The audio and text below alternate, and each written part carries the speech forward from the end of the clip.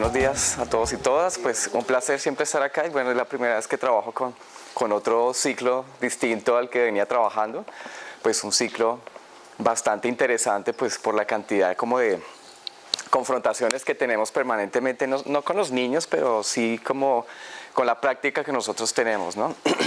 Pues la mayoría de nosotros hemos sido como educados en sistemas tradicionales, sistemas de alta exigencia académica, pero estamos en un siglo distinto con niños de este siglo, con un paradigma distinto, ¿no? Entonces, la idea era que nosotros hoy lográramos coordinar un ejercicio como de reflexión profunda de cuáles serían como esos alcances y ese proceso de continuidad, o qué significa esa continuidad, qué debe continuar de los procesos que los niños vienen conquistando desde el ciclo inicial a los otros ciclos, ¿no?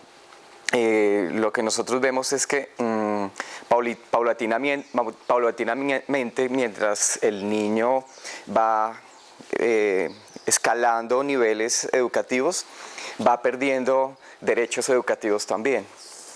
Pues entonces ahí hay una confrontación. ¿Cuál es esa confrontación que hace que el niño vaya perdiendo derechos? Que es como pues un tema fundamental de lo que nosotros trabajamos en Reggio Emilia. Somos pues gestores de la Red Solar de Colombia, que es la red que hace parte de la red internacional de Reggio Children, que es la institución en Reggio Emilia que hace todo este trabajo.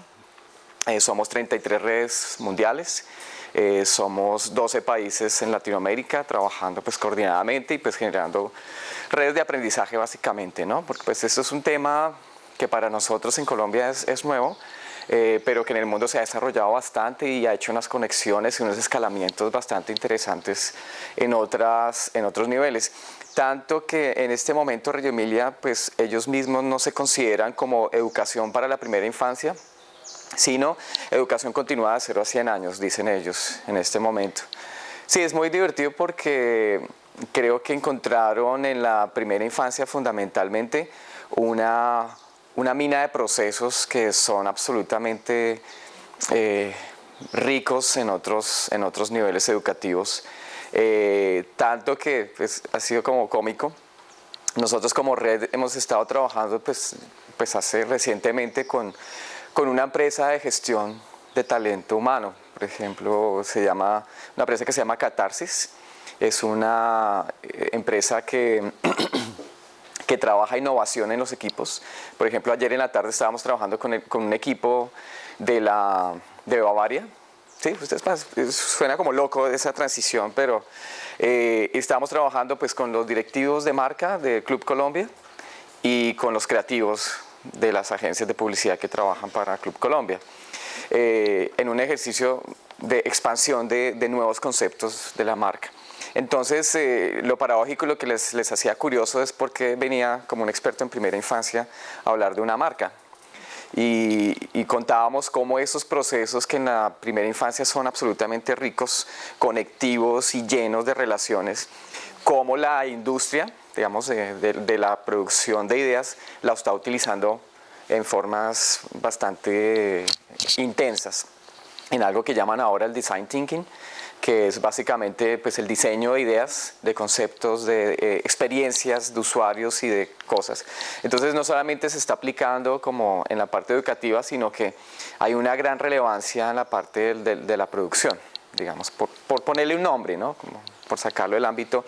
Entonces, ¿cuáles son esas lógicas que están pasando y que se están rescatando de los procesos de la primera infancia y cómo vamos continuando llevando esos procesos a que se acomoden a las dinámicas de la primaria, por ejemplo, ¿no? O a las dinámicas de la universidad. Nosotros trabajamos a veces con la Universidad Jorge Tadeo Lozano en Bogotá, con los equipos de investigación. Entonces uno diría que uno va a hacer cosas más avanzadas, ¿no? Pues terminamos es como reeducando a los chicos para que no solamente esperen qué es lo que les va a decir el maestro, porque eso es lo que esperan todos. Entonces ahí también hay un detonante grande, porque estos chicos son maduros, son grandes, han escogido su carrera, porque esperan que el maestro les diga todo. ¿sí? Cómo investigar, cómo buscar qué va a investigar. Entonces hay como una especie como de parálisis ahí bastante extraña en los procesos. Entonces, eso es en todo el mundo, pues se ha venido mirando detrás de esa dependencia y también ante la riqueza de procesos que vienen de las nuevas tecnologías, porque hay esas parálisis en los estudiantes acerca de su pensamiento. Y entonces nos devolvemos y encontramos otra vez las conexiones profundas entre los procesos de erupción entre los distintos niveles. Y eso pues para nosotros es como una señal de alerta para poner nuestros ojos allí. Desde hace 6 años, Reggio Emilia viene trabajando un proceso de continuidad hacia la primaria. Reggio Emilia fue una experiencia durante más de 40 años de primera infancia, muy intensa, muy importante, tanto que en los finales de los 80s y los 90s, Proyecto Cero traslada sus oficinas durante 4 años a Reggio Emilia, y están pues nuestros grandes pensadores de Proyecto Cero trabajando allí muchos años tratando de entender cómo estas teorías pedagógicas se venían desarrollando hace algún tiempo en la práctica pedagógica. Entonces, una relación muy bonita que ya después traslada Proyecto Cero, como pues las inteligencias múltiples y hacer el pensamiento visible. Esas son como los dos grandes productos de la relación entre Reggio Emilia y la Universidad de Harvard. Y eso ha permeado muchos niveles y ha hecho como mover a los equipos de qué puede pasar en los siguientes niveles con los chicos, ¿no? Nosotros tenemos una experiencia, pues es nuestra experiencia más formal de continuidad en la primaria, en un colegio en Bogotá, que es un colegio público, es medio público, medio privado, porque es un colegio para los hijos de los empleados de la Contraloría. Entonces, pues está administrado como colegio público, pero pues sus fondos son privados porque son fondos de los empleados. Entonces, se ha venido trabajando un proceso de innovación bastante interesante, que también tiene sus tensiones, y esas son las tensiones que quiero, digamos, personalmente que podamos indagar hoy. Es nosotros los maestros de primaria tenemos una carga curricular que es importante entender, que existe y debe ser tenido en cuenta, y también tenemos como un flujo de contenidos e información que es permanente, que casi abarcaría el 100% del tiempo de los chicos. Entonces, cuando viene un proceso de hacer un experimento con crear proyectos de aula, empieza un gran choque, un primer gran choque, que es cómo administrar el tiempo entre lo que debe ser y lo que debe ser, ¿no? Pues, no sé si entienden la dicotomía, ¿no? Porque pues nosotros respaldamos y defendemos grandemente el aprendizaje participativo, ese aprendizaje donde los chicos tienen que tomar papel, tomar decisiones, empoderarse de cómo construir el conocimiento, y eso significa un desplazamiento de todo nuestro contenido curricular, o lo que llaman en algunos lugares como la malla curricular, que puede literalmente abarcar hasta el último segundo del último día de clase. Los maestros siguen enseñando hasta el último día, último segundo. Entonces eso es como un detonante bastante particular. Entonces, pues lo que quiero mostrarles es desde la experiencia un poco de nosotros. Pues no mostraré literalmente la experiencia, porque pues tenemos permiso de uso de las imágenes, entonces pues es solamente interno. Entonces pues he hecho como una medio presentación de los bloques en donde nosotros nos concentramos, porque también son como puntos de discusión que son importantes, ¿no? Creo que lo más saludable, y en eso Mauricio sí tiene mucha claridad, es primero generar una gran reflexión de cómo serían esas posibles conexiones de las herramientas, sobre todo, y las actitudes pedagógicas que venimos trabajando en el ciclo inicial, y cómo primaria podría ir aprovechando algunas, no sé si no todas, de esas herramientas y actitudes pedagógicas, porque también significa tener una actitud frente a la construcción de conocimiento, ¿no? Que es lo que nos interesa.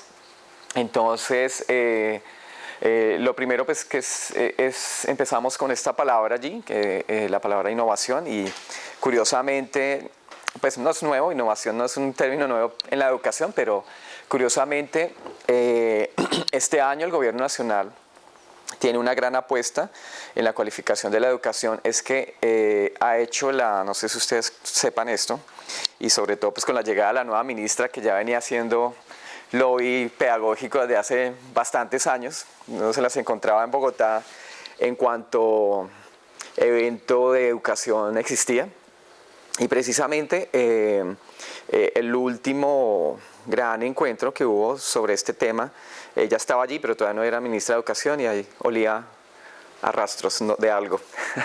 Es la dupla educación-innovación, eso es algo que va a movilizar muchísimo, que reconceptualiza la idea de educación en Colombia, y eso me parece como pionero y se me hace como que sensato en esta época, pensar que no podemos pensar educación sin innovar, y no podemos pensar innovación sin crear procesos educativos, que eso es fundamental. Entonces yo siento que hay una gran coherencia del gobierno nacional, digamos, los que trabajamos en primera infancia también sentimos una coherencia gigante en las políticas nuevas, pero estas tienen algo muy curioso, es que reconocen, como digamos en las políticas de primera infancia, que el niño es un sujeto que tiene que ser activo y participante de todos los procesos, no solamente un receptor de todas las intenciones de nosotros. Y se traslada de una forma intensa cuando hablamos de innovación en los procesos posteriores. ¿Qué significa innovar? Es no solamente traer tecnologías o nuevas dinámicas, sino innovar significa en este momento que le damos a los niños un empoderamiento especial.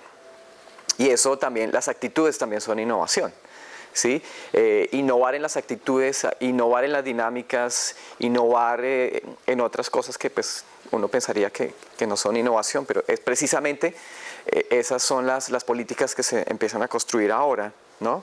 Es que cuál es el grado de participación en la construcción de conocimiento de los chicos, ¿no?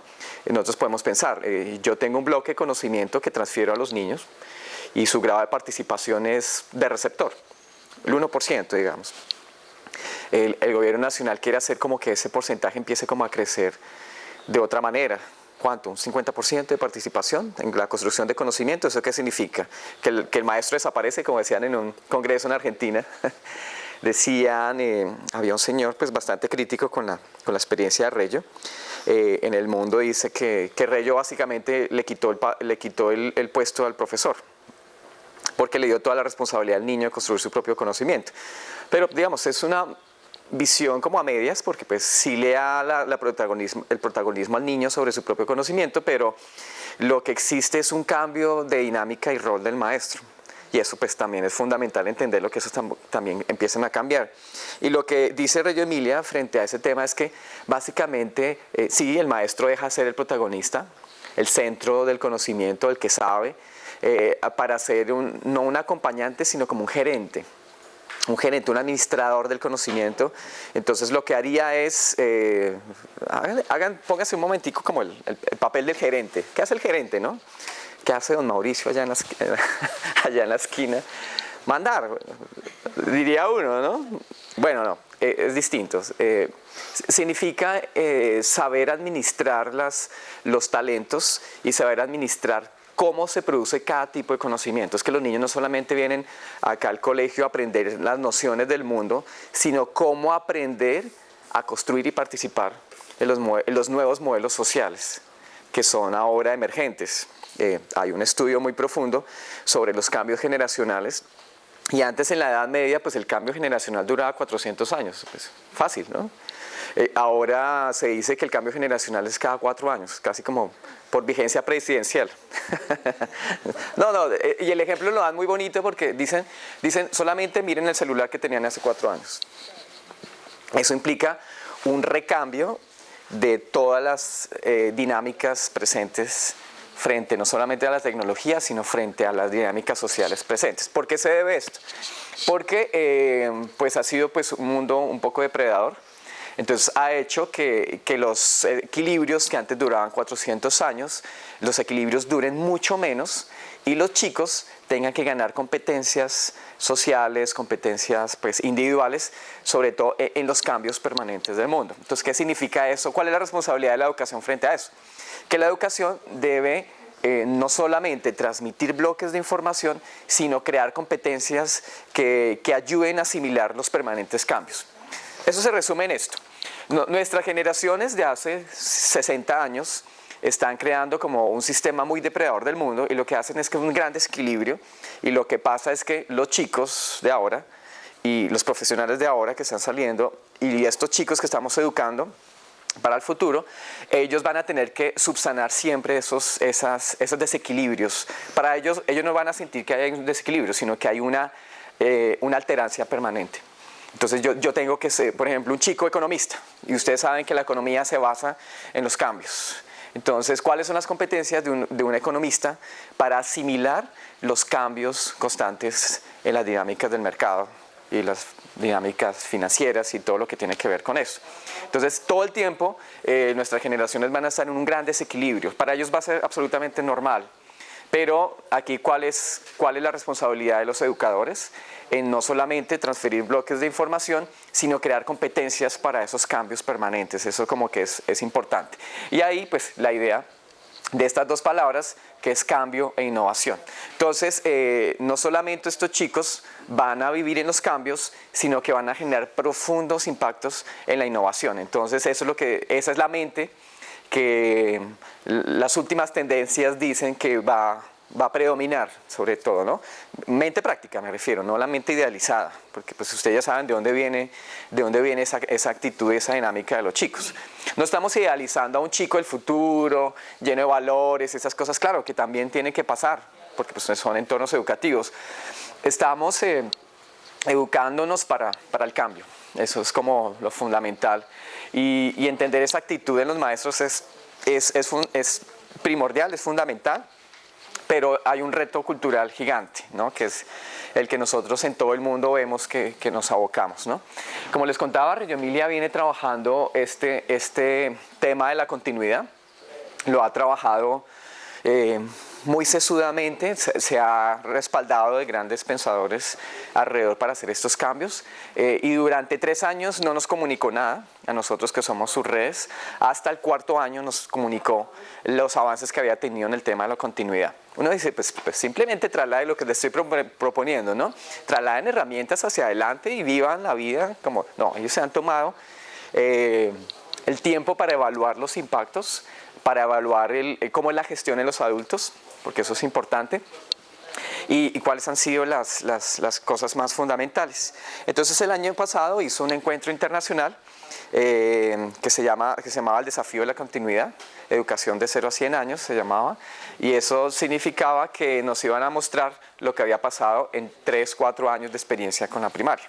Entonces todo fue como un top secret durante algunos tiempos, y empezó a dialogar intensamente. Ellos ya venían trabajando con proyectos suecos, proyectos finlandeses, que son muy aliados a Reggio Emilia, tienen sus instituciones muy vinculadas con Reggio Emilia, y como ustedes saben, pues la educación de los países nórdicos pues siempre está en la punta de esto. Entonces, ¿qué ha sido lo que ellos nos trajeron? Pues nos trajeron no básicamente fórmulas, sino que el mundo entero se organizara en unos principios fundamentales. Entonces nosotros nos hicimos la tarea de generar no 10, sino pues los que fueran suficientes, y los hemos llamado como los 10 principios para la innovación educativa, que esto es transversal a todo, o sea, plantes en la universidad, plantes en los procesos de producción, por ejemplo, plantes en donde quiera para medir los impactos de estos principios.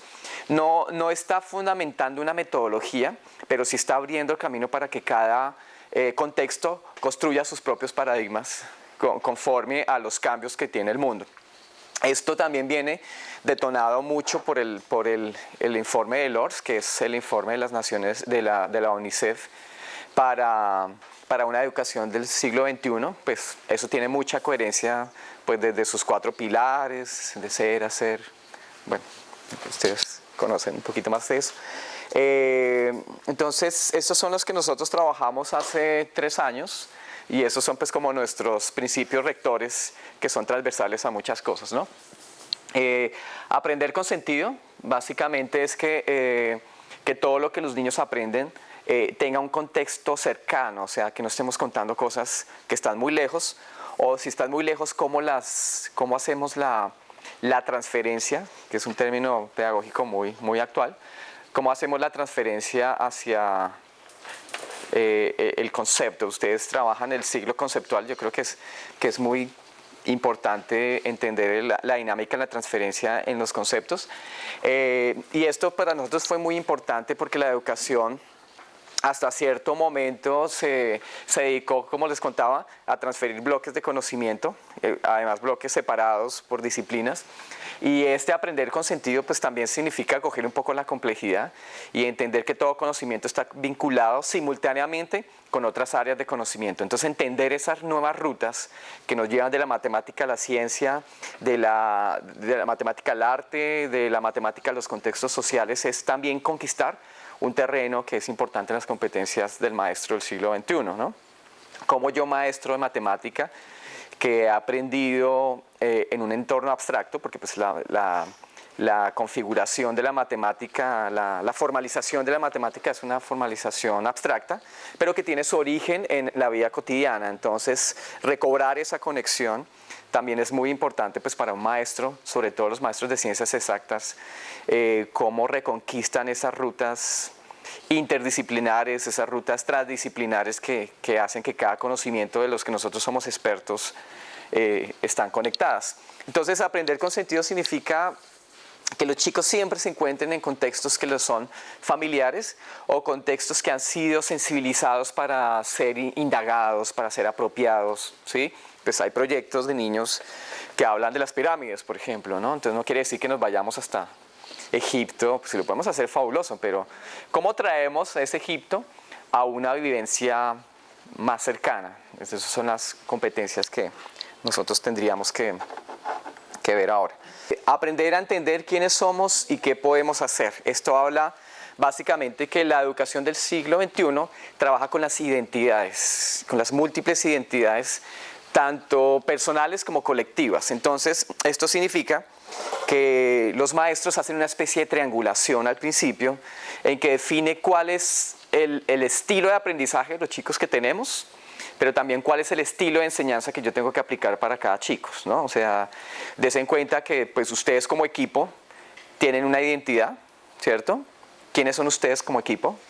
Y algunos que de pronto han trabajado en otros colegios entienden las diferencias de quiénes somos aquí como equipo, ¿no? Entonces eso significa que como estamos trabajando con seres humanos, es un fundamento entender quiénes son y qué estilos de aprendizaje son pertinentes para este tipo de chicos, ¿no? Pueden haber un grupo de chicos absolutamente kinestésicos, ¿no? Entonces, como yo genero mis procesos, porque pues eso es una verdad, no vamos a desplazar ninguna de las cosas que nosotros debemos hacer, sino simplemente dinamizar la forma en que las hacemos, porque pues a veces se asume que la llegada de Reggio Emilia es desplazar la formalidad para entrar en un ámbito de permanente juego y simbolización. Entonces pues no es una mirada acertada de Reggio Emilia eso. Significa que como redinamizar las cosas que ustedes tienen, ¿no? Entonces esto de la identidad es súper profundo porque cuando los chicos se han acostumbrado a un entorno educativo donde siguen instrucciones, básicamente ellos siempre están haciendo el trabajo de otro, no están haciendo su propio trabajo. Eso tiene que ver mucho con el primer punto de aprender con sentido. Y se ha visto la gran conexión de la responsabilidad de las primeras etapas generar una visión clara de los niños sobre ellos mismos. ¿Qué significa esto? Que el niño siempre comprenda quién es, qué puede hacer, cuáles son sus talentos presentes. Cuando no tiene ciertos talentos para ciertas cosas, cómo se alía para buscar el talento. Desen cuenta, en la vía escolar nosotros le pedimos a los niños que todos sean efectivos y exitosos frente a nuestra asignatura o pues el trabajo que hacemos. Pero en la vía laboral nosotros sabemos que no todos tenemos las mismas competencias. Yo no soy muy bueno, digamos, en tecnología y eso me hace que tenga una gran dificultad. No por eso me van a descartar del colegio, ¿no? Yo he buscado una alianza con alguien que me ayude a generar ese tipo de cosas, ¿no? Solo por poner un ejemplo. Entonces nuestros grupos laborales son discontinuos, no son homogéneos en todos los procesos, no todos tenemos las mismas capacidades, pero esa es la riqueza de los grupos, ¿no? La diversidad. Entonces, de esto habla este punto de poder aprovechar la diversidad. ¿Cómo lo traducimos, por ejemplo, ya a algo formal? Quiero ya llegar como ejemplos de la primaria. Es que nosotros en el Colegio de la Contraloría, que es esta experiencia, pues los puntos que les voy a mostrar, nosotros empezamos como un proceso de preescolar, de innovación en el preescolar, pero el primer año fue una verdadera locomotora lo que sucedió. Los maestros quedaron bastante retados con las capacidades de los niños porque habían como les decían ellas, hemos creado un monstruo. Decían, les dimos el empoderamiento a los niños y los niños se lo tomaron. Eso es así de claro, ¿sí? Le abre la puerta al niño, el niño sale. Tan sencillo como eso. Entonces estas mujeres le dieron mucho empoderamiento a las decisiones que tomaban los niños y llegaron a primero los niños, ¿no? Hablemos de un sistema formal. Piensen en una escuela absolutamente formal, tradicional, llena de todo lo que ustedes imaginen que existe allá. Eso estaba allá presente, ¿no? Bueno, sigue todavía, pero es menos consciente. Menos inconsciente la cosa. Entonces, y hubo la necesidad de continuar 2 grados más, ¿sí? De entrar con primero y con segundo, y este año tuvimos hasta cuarto de primaria. ¿Qué sucedió allí? Es que habíamos detectado los potenciales como grupo de los niños y vimos, por ejemplo, como los niños cuando llegan a tercero, los niños en la primera infancia son muy simbólicos, juegan todo el tiempo, están aprendiendo matemática cuando imaginan cómo construir un castillo y cosas como por el estilo, ¿no? Entonces, todo el pensamiento en la primera infancia tiene una gran cama simbólica que es importante desarrollar y que tiene que seguir también. Pero hacia segundo, hacia tercero, ustedes que son maestros de primaria entienden esto que les digo, empieza a haber un desplazamiento del mundo simbólico por el mundo formal. Y los chicos quieren formalización, eso no es un secreto, los chicos quieren formalización, pero no solamente eso, quieren participar del mundo de lo formal. Entonces, hacia tercero de primaria vemos que estos chicos, ellos mismos deciden que quieren hacer una campaña sobre tal cosa, ellos mismos gestionan, ellos mismos quieren ser como protagonistas de ese proceso que el maestro había hecho antes, ¿no? El proceso de tramitar cosas. Entonces, eso pasó en una generación de un tercero, volvió a pasar en otra generación de otro tercero y veíamos que había una identidad fuertísima. Y empezamos a trabajar grupos de trabajo, ¿no? Entonces, la maestra estaba muy preocupada porque tenía un gran bloque de su malla curricular atrasado. Entonces, pues fue una gran oportunidad de hacer un ejercicio fabuloso que fue frente al proyecto de aula, que ya vamos a ver que es uno de los grandes tópicos de esto. Los chicos indagaban ciertos bloques de la maestra, ¿no? Entonces, ¿qué pasó? Que durante un mes los chicos desarrollaron su malla curricular, pero no todos al mismo tiempo. Una mesa, por hablar un ejemplo, desarrolló frente a su proyecto una faceta especial en tal contenido curricular. Otra mesa, otra faceta, entonces todos empezaban en un flujo de indagación bastante interesante, cada uno a su manera, con sus propias dinámicas, y cierto día los niños iban presentando sus avances en la conexión entre proyecto y gestión curricular. Entonces era muy lindo porque estos que no indagaron sobre esto comprendieron perfectamente lo que pasaba en la indagación de unos chicos. Entonces en un mes indagamos lo que nos hubiéramos demorado 4 meses. Pero ¿eso qué significa? Que descubrimos que habían varios niveles de la gestión curricular. Hay un componente rígido y un componente blando, era lo que decían. Bueno, ¿eso qué es? Pues que el rígido es algo que yo tengo que sentarme en algún momento y enseñar, ¿no? Cómo abstraer una fórmula matemática, cómo generar una ecuación. Cosas que puntualmente, que eso es conocimiento que sabemos que es de la maestra y de la maestra. ¿Sí? El niño, por leerlo, por ósmosis, no lo va a aprender.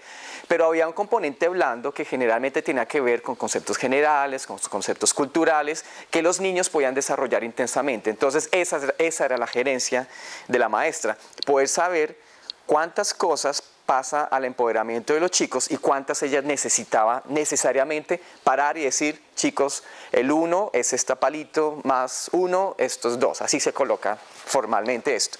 Un ejemplo, ¿no? Entonces, hacia tercero, vimos que era indispensable contar con las múltiples identidades de los niños y decirles, chicos, ustedes están empoderados de esto, ¿no? Y ahí mismo, en los mismos grupos de trabajo, los chicos asumían roles, ¿no? como hagan de cuenta una visión empresarial tal cual, ¿no? Este es el departamento esto, y este tiene su gestor, este tiene el que es hábil en comunicaciones, y todas las competencias iban a empezar a entenderse. Eso no lo teníamos cuando hicimos esto en el 2011, ¿sí? Pero entendimos el poder de lo que significa la diversidad dentro de los grupos y cómo cuando transitamos en el tiempo los chicos van ganando y conquistando dinámicas de aprendizaje que son diferentes. Eso es lo que queremos como entender. Además, la gran conclusión de esto era que invertir en la construcción de una identidad en las primeras etapas de la vida era invertir en el impacto que tiene la identidad en la adolescencia, por ejemplo, ¿no? La adolescencia es un momento bastante complicado de la vida de todos, en donde los chicos empiezan a ser primero como un gran random sobre su propia experiencia, a buscar quiénes son ellos, ¿no? Y el detonante es que cuando ellos no buscan, no encuentran un talento construido o que está allí latente desde la infancia, pues lo más fácil es asumir una identidad prestada.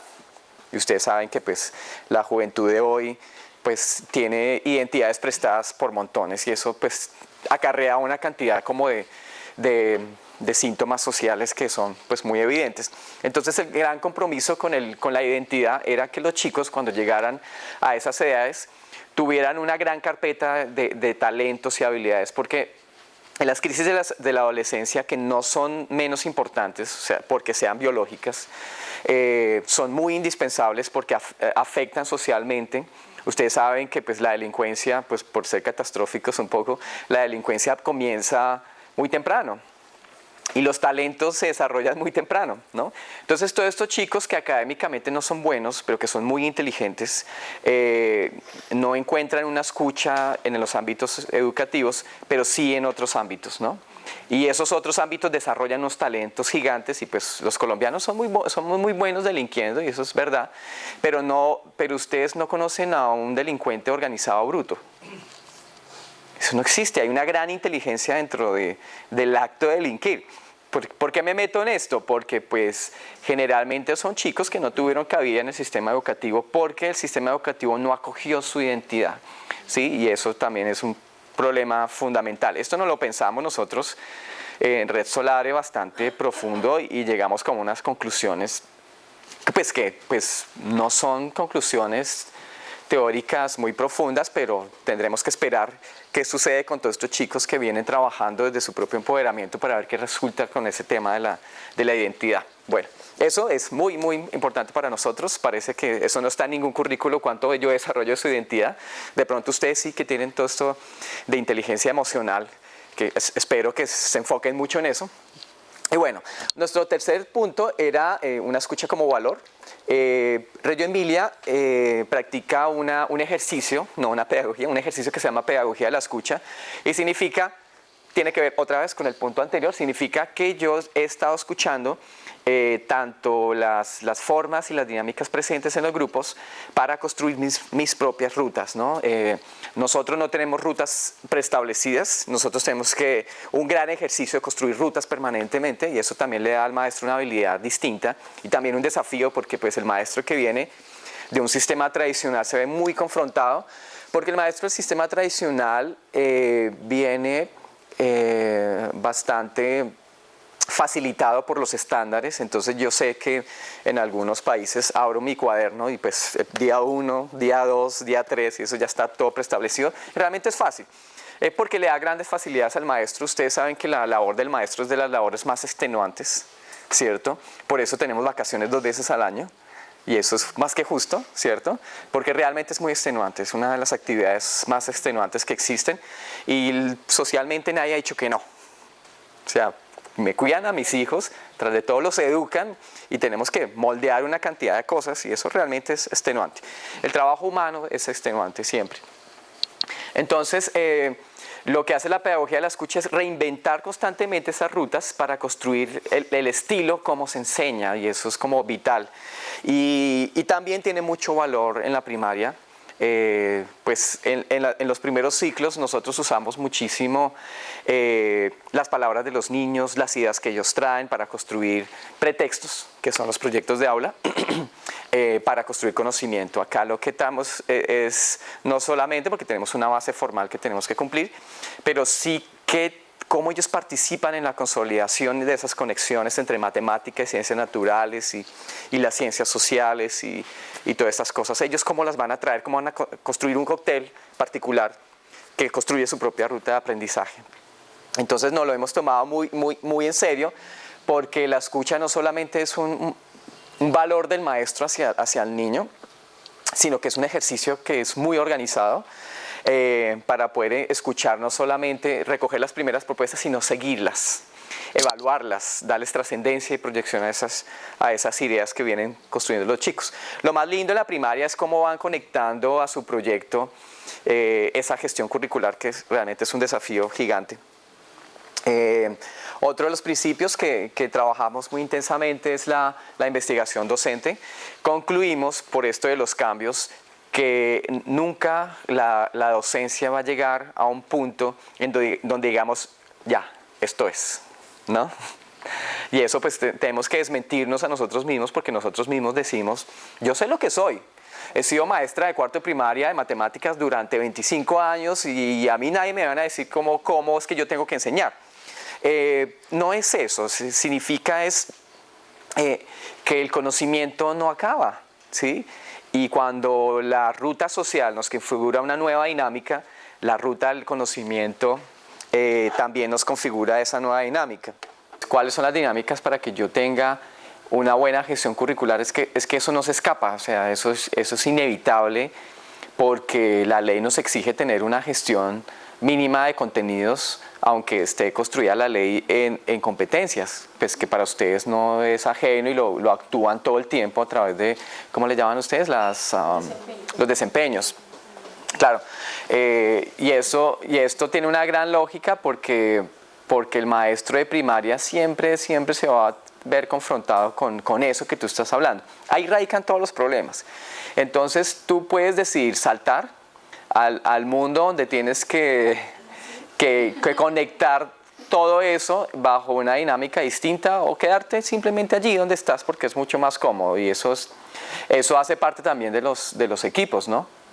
No todos hacen el salto, hay otros que pues, se sienten mucho más cómodos, o hay otros maestros que siguen haciendo su práctica formal, digo formal, tradicional, pues en las experiencias que hemos tenido, y durante el tiempo van viendo los impactos en nosotros, ¿no? Entonces van viendo a qué tensiones se han enfrentado y van observando el mundo desde afuera. Eso también es importante, que no todos estemos metidos en el mismo ejercicio. La investigación no son temas aleatorios que llegan porque tienen que llegar a investigarse. Creo que son los temas fundamentales. Lo que nosotros investigamos son las grandes tensiones de la educación. Eso que ustedes hablan es un tema de investigación. Tú lo estás ya proyectando. ¿Qué piensan los de tercero cuando reciben estos chicos? Empiezas a triangular la información de las dinámicas presentes, por ejemplo, en los procesos de formalización. Un ejemplo. Pero eso es importante, y des en cuenta que eso no está dentro de nuestra carga, no está en ninguna parte de nuestro currículo que tengamos que hacerlo. Esto ha hecho que el maestro siempre esté en lo que llama Reggio Emilia, en la incertidumbre. ¿Qué significa? No un panorama negro, ecléptico, sino que las cosas no están completamente definidas.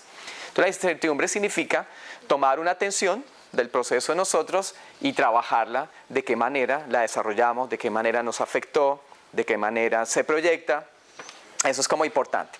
Realmente uno no tiene que hacer grandes investigaciones, sino simplemente son cómo desarrollamos las grandes preguntas al interior de nuestro equipo. Eso es lo que nosotros pensamos como investigación docente, ¿no? Porque pues estamos creando conocimiento para nosotros mismos, porque pues es la experiencia del colegio, pues esta experiencia no se va a repetir en ninguna parte. Y yo se los decía al equipo la semana antepasada que vine, hicimos un ejercicio de consolidar cuáles fueron los procesos presentes, no los que debían ser, porque pues eso tanto idealismo no me gusta, pero sí me gusta es que los equipos entiendan qué están haciendo, qué cosas han conquistado, qué cosas están en un plano implícito que tienen que tomar un protagonismo especial. Nada más. ¿Sí? Pues uno va trayendo cosas nuevas, nuevos desafíos a los equipos, pero son los equipos finalmente quienes le dan forma a eso. Entonces lo que nosotros hacemos es que no llegar con una superposición, un bloque, y superponerlo en la experiencia de ustedes, sino que pues, su experiencia dialogue con una dinámica distinta, que su experiencia construya un acierto, una conquista, un desafío. Sí, eso es lo que pues, nosotros queremos muchísimo con esto. En la primera infancia nosotros hacemos documentación pedagógica porque básicamente el niño está en su propio proceso, ¿no? El niño juega, el niño construye conocimiento, el niño conecta al mundo, pero lo hace en su propia esfera. ¿Sí? No hay una homologación de cómo él hace visible eso. Entonces en la primera infancia esa tarea no la tomamos nosotros y nosotros somos los que documentamos los procesos de los niños. ¿Para qué? Es muy sencillo. Se establece para nosotros como la herramienta de evaluación. ¿Sí? Se supone que si yo voy a documentar es que tengo ya organizado el entorno para que no me demande nada más sino documentar. Para eso el espacio, ya vamos a ver, el diseño del espacio es fundamental. Si yo tengo un espacio que ha sido diseñado autónomo, yo no tengo que estar presente allí, yo tengo que estar dinamizando un poco, generando confrontaciones y haciendo un registro fotográfico, que es el que nosotros hacemos, un registro de video, o reuniendo evidencias y configurando una idea que nosotros llamamos desde Radio Emilia como un recuento, y es que recontarse significa hacer presentes las conexiones que nosotros hicimos para entender lo que estaba pasando. Recuerden que en este sistema, en este lenguaje educativo, la ruta se va configurando conforme, o sea, nosotros plantamos semillas del mismo árbol con el mismo contenido genético y cada uno nace distinto. Es lo mismo. Nosotros iniciamos un proceso y la ruta se configura distinta. Si enseñamos lo mismo con los niños de la misma edad, igual. Pero siempre va a ser distinto. Entonces lo que hace la documentación pedagógica es recontarnos y hacer evidente las conexiones, las rutas que nosotros tomamos en la construcción del proyecto, por eso es indispensable. Al mismo tiempo se constituye como herramienta de evidencia del desarrollo de los niños, porque ahí conectamos los desarrollos también, podemos hacer evaluaciones mucho más puntuales, claro que es súper demandante, pero es por eso. Pero la primaria tiene una cosa linda, es que nosotros asumimos que el niño aprendió la dinámica de construir rutas en el ciclo inicial. O sea que el niño, yo le pongo la documentación pedagógica al niño y todo el tiempo mi espacio le está hablando al niño que esto está conectado con esto, esto está conectado con esto. Los niños ven las bitácoras de los proyectos, en los proyectos que tenemos bitácoras, y entienden los pasos que han dado. Porque el maestro le ha enseñado o él ya está en una cultura de que sus dinámicas se dibujan, se representan de alguna forma. Lo bonito de la primaria es que más o menos desde segundo de primaria nosotros ya le estamos dando a los chicos que hagan su propia documentación, entonces nosotros no documentamos. ¿Sí? Ya en primaria nosotros no documentamos, nosotros nos encargamos en administrar y esos grupos de trabajo unos dicen, bueno, ¿cómo vas a documentar ese proceso? Ya la documentación se establece en una herramienta para el niño. ¿Sí? Tanto que nosotros en algunos hemos desplazado el cuadernito que llevaban de colegio. Es que imagínense el colegio más formal del mundo, cuaderno de tareas. El día que quitamos el cuaderno de tareas fue una crisis increíble. Y duramos 2 meses configurando una bitácora del niño, donde el niño hacía mapas de pensamiento, algunas herramientas de pensamiento ayudaban a condensarse allí. El niño documentaba sus procesos y ponía un registro fotográfico del proceso. El niño ya aprende porque el niño nos había visto siguiendo el proceso de otra cosa. Claro, el proceso de primaria del ciclo inicial es muy demandante por esa carga adicional, pero indispensable para el diálogo que nosotros estamos construyendo. Y eso significa instalar una capacidad especial. ¿Por qué? Nueva competencia de los adultos del siglo XXI. La gran capacidad de comunicación que tiene. Y ya el mundo demanda esa capacidad de comunicación. Un chico de 10 años que ya tiene Facebook propio, cuenta su vida de una manera detallada y gloriosa. para verse, ¿cierto? Entonces, esa habilidad de comunicación ya está presente en los niños porque están en esta era.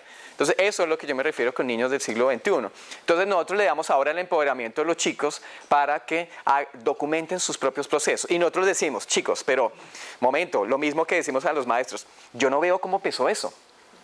Ah, claro, yo lo evidencié. Bueno, ya no lo tengo, ya pasó. ¿Cómo lo vamos a evidenciar? Ah, entonces escribo una cronología, entonces ya no tengo que hacer todo fotográfico. Entonces, la cronología inicial, los procesos que detallé y hacia dónde va esto, ¿no? Esas competencias son súper importantes trasladárselas a los chicos porque son las competencias que ellos necesitan para este mundo cambiante. Des en cuenta que ahora es indispensable no decir qué hiciste, sino cómo lo hiciste, que ese es realmente donde radica el conocimiento de ahora.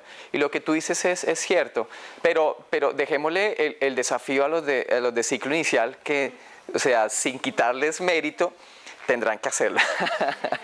Ustedes no tanto. ¿Por qué? Porque ustedes ya separan desde orillas distintas, que es muy distinto al ciclo inicial, donde de pronto un maestro puede compartir más entornos de otras disciplinas. Ustedes ya separan de pronto en orillas distintas y necesitan, es más bien, que haya una muy buena gestión de comunicación de esos procesos por parte de los chicos, ¿no? Ya no es el cuaderno donde yo anoto lo que yo le enseñé al niño. Es el cuaderno que me evidencia su propia ruta, ¿sí? Y qué conexiones han hecho. Y es una forma de triangular cuáles son los talentos que los niños desarrollan intensamente y cuáles son los que no, para yo construir suplementos vitamínicos para esas otras cosas que no hacen los chicos. Por eso es importante que los chicos documenten ya en esos procesos.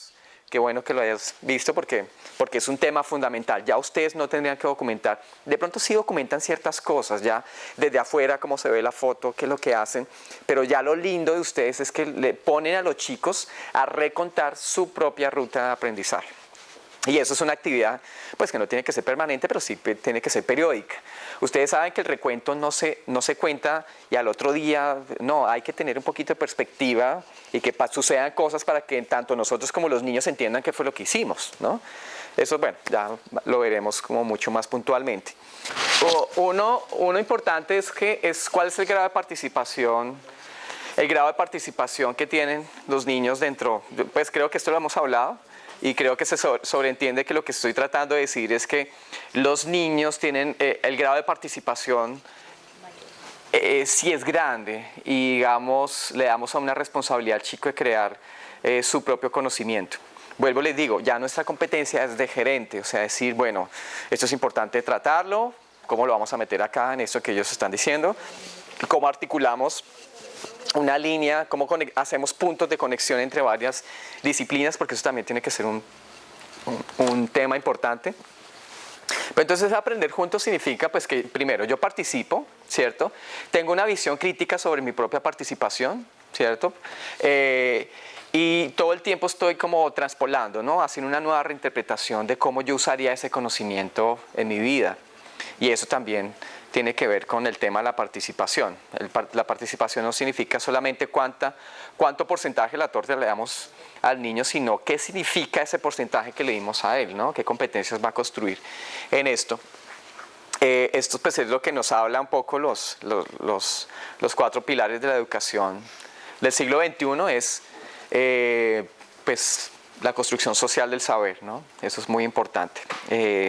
Las construcciones individuales son básicas, pero hablamos de un mundo en cambios, entonces es importante que los niños también aprendan a soportar el saber en lo que está pasando en este momento. La tendencia mundial es que desaparezcan nuestras disciplinas como las conocemos, ¿no? La matemática, las ciencias sociales, y aparezcan disciplinas que las contienen, pero que hacen una gran conexión con otras cosas, ¿no? Ahorita mismo, por ejemplo, básicamente es la idea de reinventar la noción de la disciplina, de la experticia de nosotros, cómo la llevamos a los chicos. Porque empiezan a haber entornos transdisciplinares que son súper eficientes y conectan intensamente lo que nosotros queremos aprender con otro tipo de saber. Por ejemplo, el ejemplo claro de la programación, ¿no? de la programación en sistemas, ¿no? Es un tema que está empezando muy temprano, ya los chicos de 14, 15 años ya están programando. De hecho, hay chicos de 14 años que se han vuelto infinitamente millonarios con una aplicación. Y eso implica que el mundo de la lógica invade el mundo de la comunicación. Y eso como pasó, ¿no? Entonces, por ahora no vamos a cambiar nuestras disciplinas, eso no va a pasar todavía. Esa es como la tendencia mundial. Pero sí lo que vamos a hacer es que nosotros nos asumimos en distintos roles. A ver, me explico. Que lleguen nuevos roles significa lo que ha pasado en Rello de repente con la presencia de los artistas, ¿no?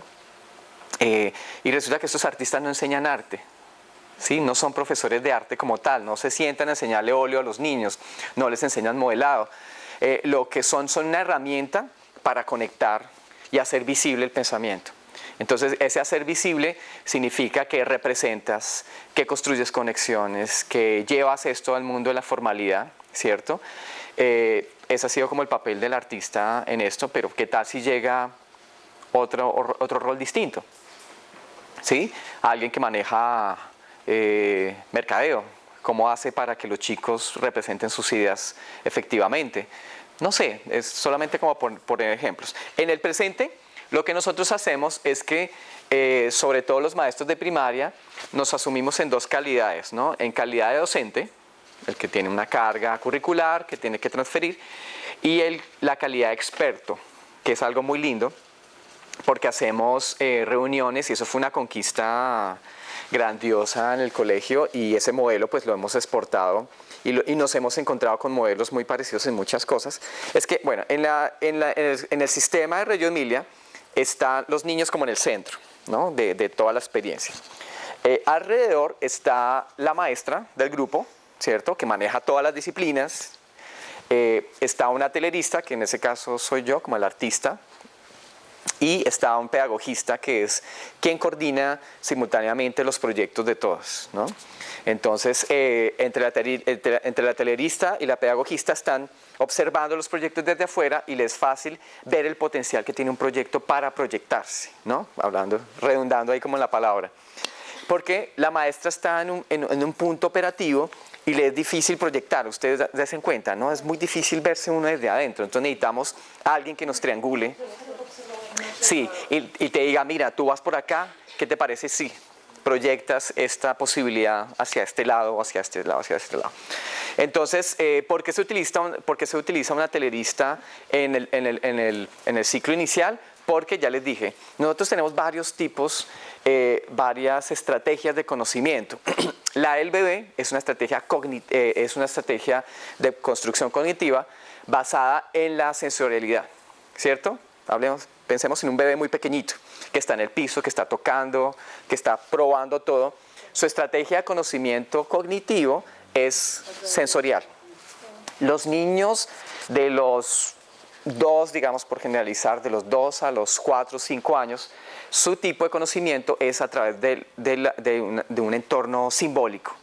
Juegan todo el tiempo, ¿cierto? No digo que los niños de 8º grado no jueguen, pero ese tipo de juego es muy diciente porque es una especie de prototipo del mundo, donde se reinventa, donde se prueba, y esto tiene una gran pertinencia allí, porque el niño está haciendo escenarios en donde prueba el mundo literalmente. Entonces, la simbolización gráfica es muy rica, ¿cierto? Es muy rica porque cada simbolización gráfica o construcción o juego es un mapa, es la evidencia de un mapa mental. O sea, el niño no simboliza lo que no sabe. El niño simboliza las conexiones que está haciendo en ese momento. Entonces, el maestro ve eso como una gran posibilidad de armar ese mapa mental que está sucediendo en ese momento. Un dibujo nos dice la presencia de ciertos conceptos de maduraciones, porque el dibujo de un mes al otro mes en esas edades cambia fuertísimamente y uno puede ver a través del dibujo cuáles son las rutas de pensamiento que el niño está tomando. Eso es una cosa muy difícil que hacen los maestros del ciclo inicial. En nuestros procesos, ya no son procesos solamente sensoriales, aunque también deben tenerlos, ¿cierto? Si nosotros tuviéramos comida aquí mientras que estamos trabajando, créanme que no se les va a olvidar casi nada de lo que estamos diciendo, ¿no? Porque hay una un estímulo sensorial bastante fuerte, ¿no? Cuando ustedes vean fotografías de Reggio Emilia, el equipo están siempre con comida allí. No solamente, no es que sea esa... sí, no, de hecho ayer estaba con los expertos de los aromas. Ayer estaba con los expertos de los aromas y hablando de la experiencia del cliente, y es muy interesante porque ellos dicen que los aromas, muy lindo, a eso ya que lo hablaste, que uno tiene un porcentaje, por ejemplo, con el olor, por ejemplo, el cerebro aprende el 35% de eso, ¿no? Muchas conexiones, ¿no? Sí, porque tiene que ver con la memoria. Y ustedes saben que en la primaria hay muchos procesos de memorización muy claves. Entonces, pues miren que no abandonar el conocimiento sensorial del niño es importante, ¿no? Dicen que el gusto es el 15%, la vista el 5%, o sea, hemos dedicado a que los niños aprendan el tablero y solamente han aprendido el 5% de ese 100% que le hemos enseñado. Dios mío, eso es una verdad dura. El oír el 2% y lo táctil el 1%. Un experto, no sabía que existían expertos en eso, pero existen. De hecho, diseñan olores para ciertos lugares, por ejemplo, para que la gente circule. En el ciclo inicial, los niños están alrededor de una maestra, una telerista, pensamiento simbólico, que es muy importante construir porque es su forma de conocimiento, y una pedagogista que está proyectando la noción pedagógica sobre eso. En la primaria, nosotros hacíamos la ecuación de que como entran procesos formales, tú lo has dicho, el niño quiere procesos formales, quiere parecerse al mundo que está viviendo. No está inventando el mundo, quiere parecerse intensamente, abandona el mundo idealizado. ¿Sí? Ustedes han visto los que tienen hijos antes de los 5 años dibujaban maravillosos, llegaron a los 8 años y son pésimos, ¿no? Bolita y palito. ¿Y esto qué pasó? ¿No? ¿Sí? No, ellos quieren parecerse al mundo, quieren parecerse al modelo que están viviendo, social, cognitivo, de todas formas, comunicativo. Entonces, la primaria maneja procesos formales, ¿sí? Entonces, su conocimiento se construye sobre procesos formales. Entonces ahí entendemos esto. Entonces sí teníamos una telerista, un pedagogista y un maestro. Ahora tenemos maestros, tenemos un artista que sigue dinamizando procesos en otro grado de complejidad. Y decían algunos que lo que debería haber sería un asesor científico para generar un balance entre lo simbólico y lo concreto. Entonces ahí donde viene como su doble rol. Uno es docente y el otro es experto. ¿Se acuerdan que les había dicho? Entonces, ¿cómo es el docente? Pues el que gestiona pues, la carga curricular, el que pone notas, el que entrega informes, el que se comunica con los papás, el que se comunica con el rector, ese es el docente. Y el otro es el experto, pero ¿por qué un experto? Resulta que como empiezan a haber proyectos de aula, a veces conectan todas las disciplinas, a veces solamente la faceta de 1, 2 o 3, ¿cierto? Esa es la idea, que tengamos no un proyecto solamente de matemáticas, sino que tengamos un proyecto que tiene una gran pertinencia a la matemática en algo que está sucediendo por fuera de eso, ¿no? Donde el niño pueda aplicar. Los maestros se reúnen en torno a ese proyecto que nos muestran los niños y que nosotros hemos armado para mostrar, y los expertos empiezan a decir, aquí matemáticamente podemos aprovechar tal cosa, aquí podemos tener presencia, por ejemplo, de tablas estadísticas para generar tal cosa. No, momentos, pero eso no está en el currículo de este año, pero es pertinente, ¿no? Entonces podemos ir más allá y podemos generar una muy buena gerencia de la gestión curricular, pero también dando la posibilidad de que tome un grado de complejidad importante. Entonces, ¿dónde está el del cuerpo mirando este proceso que está acá? Conexiones del conocimiento. El enfoque transdisciplinar, creo que también lo hemos hablado todo este momento, es que haya un diálogo intenso entre las disciplinas, ¿cierto? Hayan colaboraciones entre las disciplinas, es importante, alianzas estratégicas para generar que estos proyectos o una gestión individual mía tengan mayor impacto, ¿no? Yo sé, y aquí es importante la conformación de un grupo colegiado que se entienda no como islas de competencias distintas, sino como una asociación de personas que construye conocimiento, que eso es importante. Miren que eso son dos actitudes. El niño necesita materializar ese conocimiento y de repente yo soy muy buena profesora de física, pero vamos, pues no me pongan a construir nada porque pues eso a mí me lo castraron cuando era pequeño, que es lo que dicen los maestros. Pues lo podía hacer otra persona. Esas son las interdependencias que es importante para empezar en el caso de ustedes con un enfoque interdisciplinar, siempre con la pretensión de que sea un enfoque transdisciplinar. Significa que el niño va a comprender ese algo desde varios puntos de vista. ¿Qué vamos a tener? Un conocimiento absolutamente competente. Eso en el ideal. Bueno, aquí sí estoy siendo idealista porque realmente es un proceso muy difícil, porque culturalmente también es un reto gigante. Pero la primera parte es lograr una conexión interdisciplinar. Pero si yo estoy aliado con el de arte, digamos yo soy de ciencias naturales y estoy aliado con el arte, tengo que estar buscando siempre si existen nuevas conexiones desde otro punto de vista. Seguramente las hallaremos. Entonces, en el ejercicio que hice ayer, ellos hicieron un mapa de sensaciones. Primero, la primera parte les dio 2 o 3 sensaciones. Cuando llegaron los nuevos elementos, cuando llegó el enfoque transdisciplinar que irrumpe, encontraron 5 procesos más. Y después, confrontando en el diálogo, encontraron 3 procesos más. Entonces encontraron que había suavidad, que había sonido, que había movimiento, que tal cosa, ¿no? Sonido, movimiento para una cerveza. Bueno, ahora que les doy la pista, ¿pero ustedes creen que a un productor de cerveza le interesa el sonido? Pero en las propagandas el sonido es clave. Claro, porque es que la propaganda ha indagado, la propaganda es una cosa y el producto es otra cosa, nosotros sabemos. La propaganda idealiza, pero también conecta nuevos aspectos de eso. ¿Para qué? Porque es que ahora las personas no diseñan productos para el consumo, diseñan productos para que el usuario tenga una experiencia con el producto. Bueno, eso miren que nos lleva también puntualmente a siempre multiplicar. Esa era la actitud que siempre hablábamos hace un momento. Si yo estoy enseñando a los chicos, digamos, las nociones de división, no solamente me quedo en la noción del tablero, sino que aplico distintas posibilidades. Hay una gran mentira que nos contamos los maestros en el desarrollo de esas mallas curriculares, es que yo creo que cuando yo chuleo ya lo hice, ¿cierto? Y eso ha sido confesiones de maestros, sobre cuando a veces trabajamos con maestros públicos, pues en eventos pequeñitos, no con ellos directamente, pero sí en eventos de reflexión, es que sí hay una gran mea culpa, dicen ellos, que pues nosotros chuleamos. Y yo sé que cuando lo chuleé yo no vuelvo a eso, yo es porque avanzo. Por eso les decía, los maestros tienen copado su año escolar y podrían enseñar hasta el último segundo del último día, porque todavía siempre tienen cosas pendientes por hacer. Es que el trabajo del maestro es demandante. Y las cargas curriculares para decir que hemos hecho una buena gestión están llenas de detalles y detalles y detalles. Entonces, esto de la gerencia es básico entenderlo porque significa decir cómo voy yo a digerir este bloque de información, ¿sí? ¿A quién le pongo a hacer esto?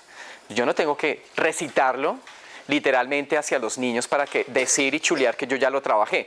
Porque hay una gran mentira en eso. Había unos estudios sobre evaluación y creo que eso tenían que ver mucho los de pruebas PISA. Este señor Andreas Schlenk, que no me acuerdo cómo se llama, hablaba de estudios que hacían otras personas sobre pruebas de memorización. Eso también lo habla una española que se llama María Caso, de la bulimia educativa. ¿Sí? Memorizo un bloque gigante y lo omito en un examen, ¿no? ¿Y después?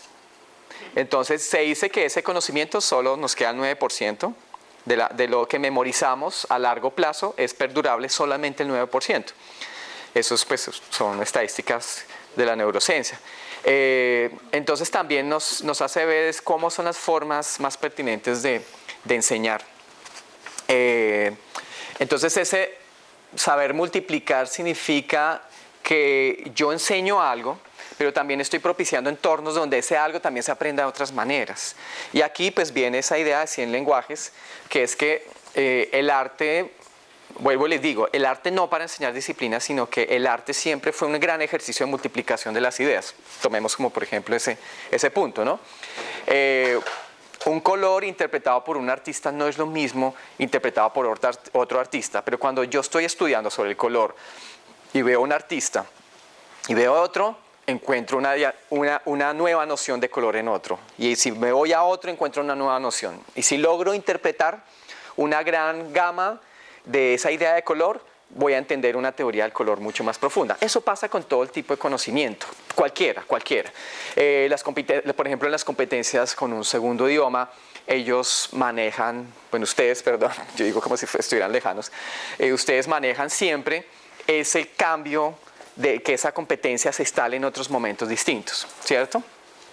Sabemos que el niño no lo va a aprender porque lo recité, porque lo jugué en otra cosa. Tengo que estarlo cambiando y que esa habilidad, por ejemplo, de construir verbos en pasado, en futuro, se permanezca en cualquier uso, ¿sí? Entonces, es pasar eso, es multiplicar, ¿no?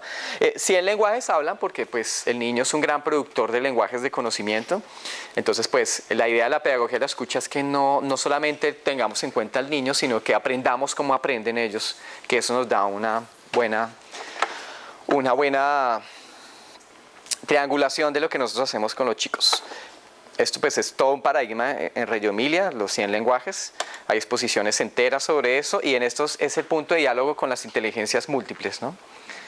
Si para Gardner las inteligencias se llaman inteligencias múltiples, en Reggio Emilia su homónimo sería los 100 lenguajes. Los juicios son importantes para suspenderlos, para poder ver el ya del niño. Lo que tú dices es cierto.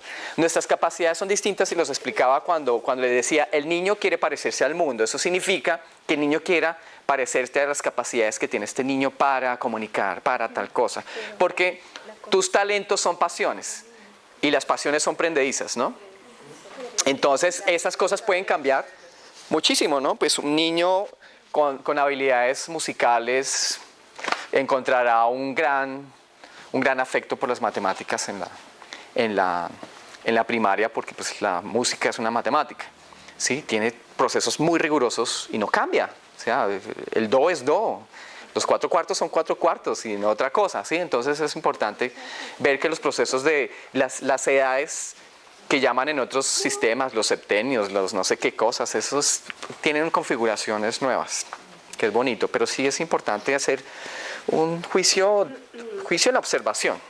Y los talentos, pues que estudiamos mucho eso, los talentos son latentes, quiere decir que están allí, pero tal vez no se desarrollen. Entonces, yo trabajo mucho, pues personalmente yo trabajo, mi línea es sobre la experiencia, mi línea de trabajo fuerte es sobre la experiencia, la calidad de la experiencia, ya puntualmente, no de qué aprendes, sino qué tipo de experiencias tienes que propicien aprendizaje. Entonces, tal vez tu experiencia de maestro detone una habilidad latente que no había sido desarrollada. Eso es lo que se estudia muchísimo en esos trabajos sociales con juventudes que tienen problemas sociales, es que tratan de todas formas de ver cuáles son esos talentos que se quedaron dormidos y que no se despertaron por alguna razón. Entonces tal vez que tu actitud docente, que tu forma de ser, que tu estrategia detone el nacimiento de nuevos talentos latentes. Aunque pues las neurociencias dicen que pues como el comercial de la leche, que de los 0 a los 7 años es fundamental, sí es verdad. Es fundamental porque el mismo Reggio Emilia dice que se encarga de abrir las carpetas presentes en los niños, todas las que sean posibles. Tal vez no las usen con intensidad, pero saben que ya ha despertado algo y cada carpeta después es una ruta, ¿no? Que la dejemos de usar y decaiga es otra cosa, pero pues está comprobado que no mueren literalmente. Por eso todo el trabajo en la primera infancia es muy, muy intenso y es un trabajo de base bastante importante, pues que también hay que reconocerlo. A ver, en la etapa inicial, digamos en el nivel inicial, los chicos trabajan con el potencial latente, ¿cierto? Entonces, básicamente, si trabajo con lo que yo soy, todo es acierto. Cuando me confronto, por ejemplo, en los procesos de primaria con nuevos procesos a los que yo no siento una empatía grande, pues las frustraciones serán necesariamente sobre esos procesos. Tú no tienes, si se dan cuenta, los niños tienen frustraciones sobre sus talentos especiales. Al revés, el niño que es súper kinestésico, nada a la piscina 3, 4 veces y el maestro de educación física está feliz con él, ¿cierto? Porque es su potencial latente. Hay niños con grandes habilidades matemáticas y sabemos que el profesor de matemáticas va a estar siempre bien allí y vamos a reconocer un gran talento en eso. Pero cuando el niño se enfrenta con algo que no conoce, es muy importante donde el niño respalda su es que no sé si decirlo su deficiencia, no, porque eso no es deficiencia, su falta de fuerza, digamos, en eso. Igual que los equipos de acá, es lo mismo, si yo no soy bueno en la tecnología, yo siempre voy a sentir que tengo un pequeño vacío ahí, pero eso no me hace incompetente. Me hace crear una estrategia porque es que nosotros no podemos ser el 100% de todo. Y pues uno como maestro quisiera y uno trabaja por responsabilidad que el niño tenga por lo menos la referencia al 100%. O sea, esfuérzate y sé bueno en matemáticas, yo sé que no te gustan, pero tú puedes sacar, no sé, un 10, no sé cómo se dice cuando... Un 10, pero puede sacar un 10. Y sabemos que un niño puede sacar un 10 y no es su talento. Eso tenemos que hacerlo, pero también tenemos que volcarnos en que el niño encuentre alianzas con nosotros. Por ejemplo, en mi historia particular, yo no aprendí a dividir hasta quinto de primaria. No la comprendía en mi momento porque pues no me aprendí las tablas en su momento. Entonces llegó el nuevo proceso y pues fue bastante complicado. Las dedujimos con un compañero en un descanso. No sé, que estábamos jugando y en un papelito dijimos, ¡ah! Esta es la división, ¿de verdad? Sí, la dedujimos, pero no era nuestro talento, ¿sí? Esto nos lleva como a esta palabra que es importante, es que cada chico sepa cómo construir el conocimiento. O sea, nosotros hablamos de autonomía o de independencia en varias cosas. Cuando hablamos en primera infancia, hablamos que el niño sea independiente funcionalmente, ¿no? Pues que vaya al baño y toda la cosa, ¿no? Que sea independiente afectivamente, que no le duela que el papá lo deje acá en el colegio.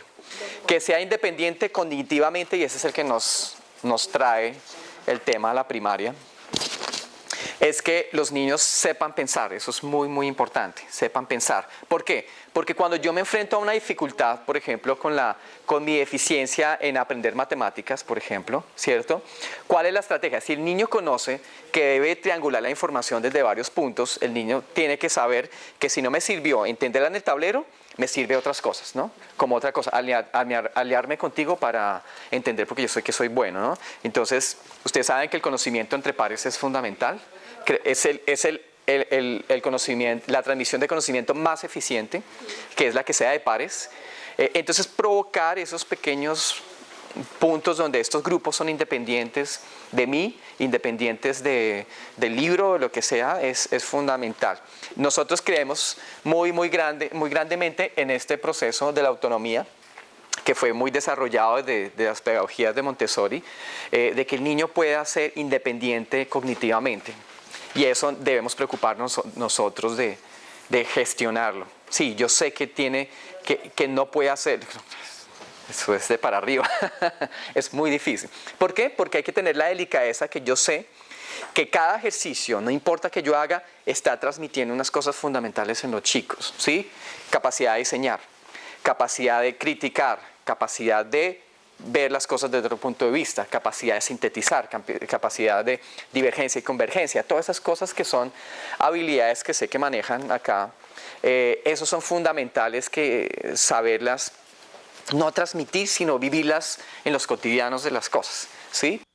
Nosotros cuando empezamos año, el primer mes es un mes de organización. Y no hay nada, no hay ni gestión de conocimiento ni nada, hay organización.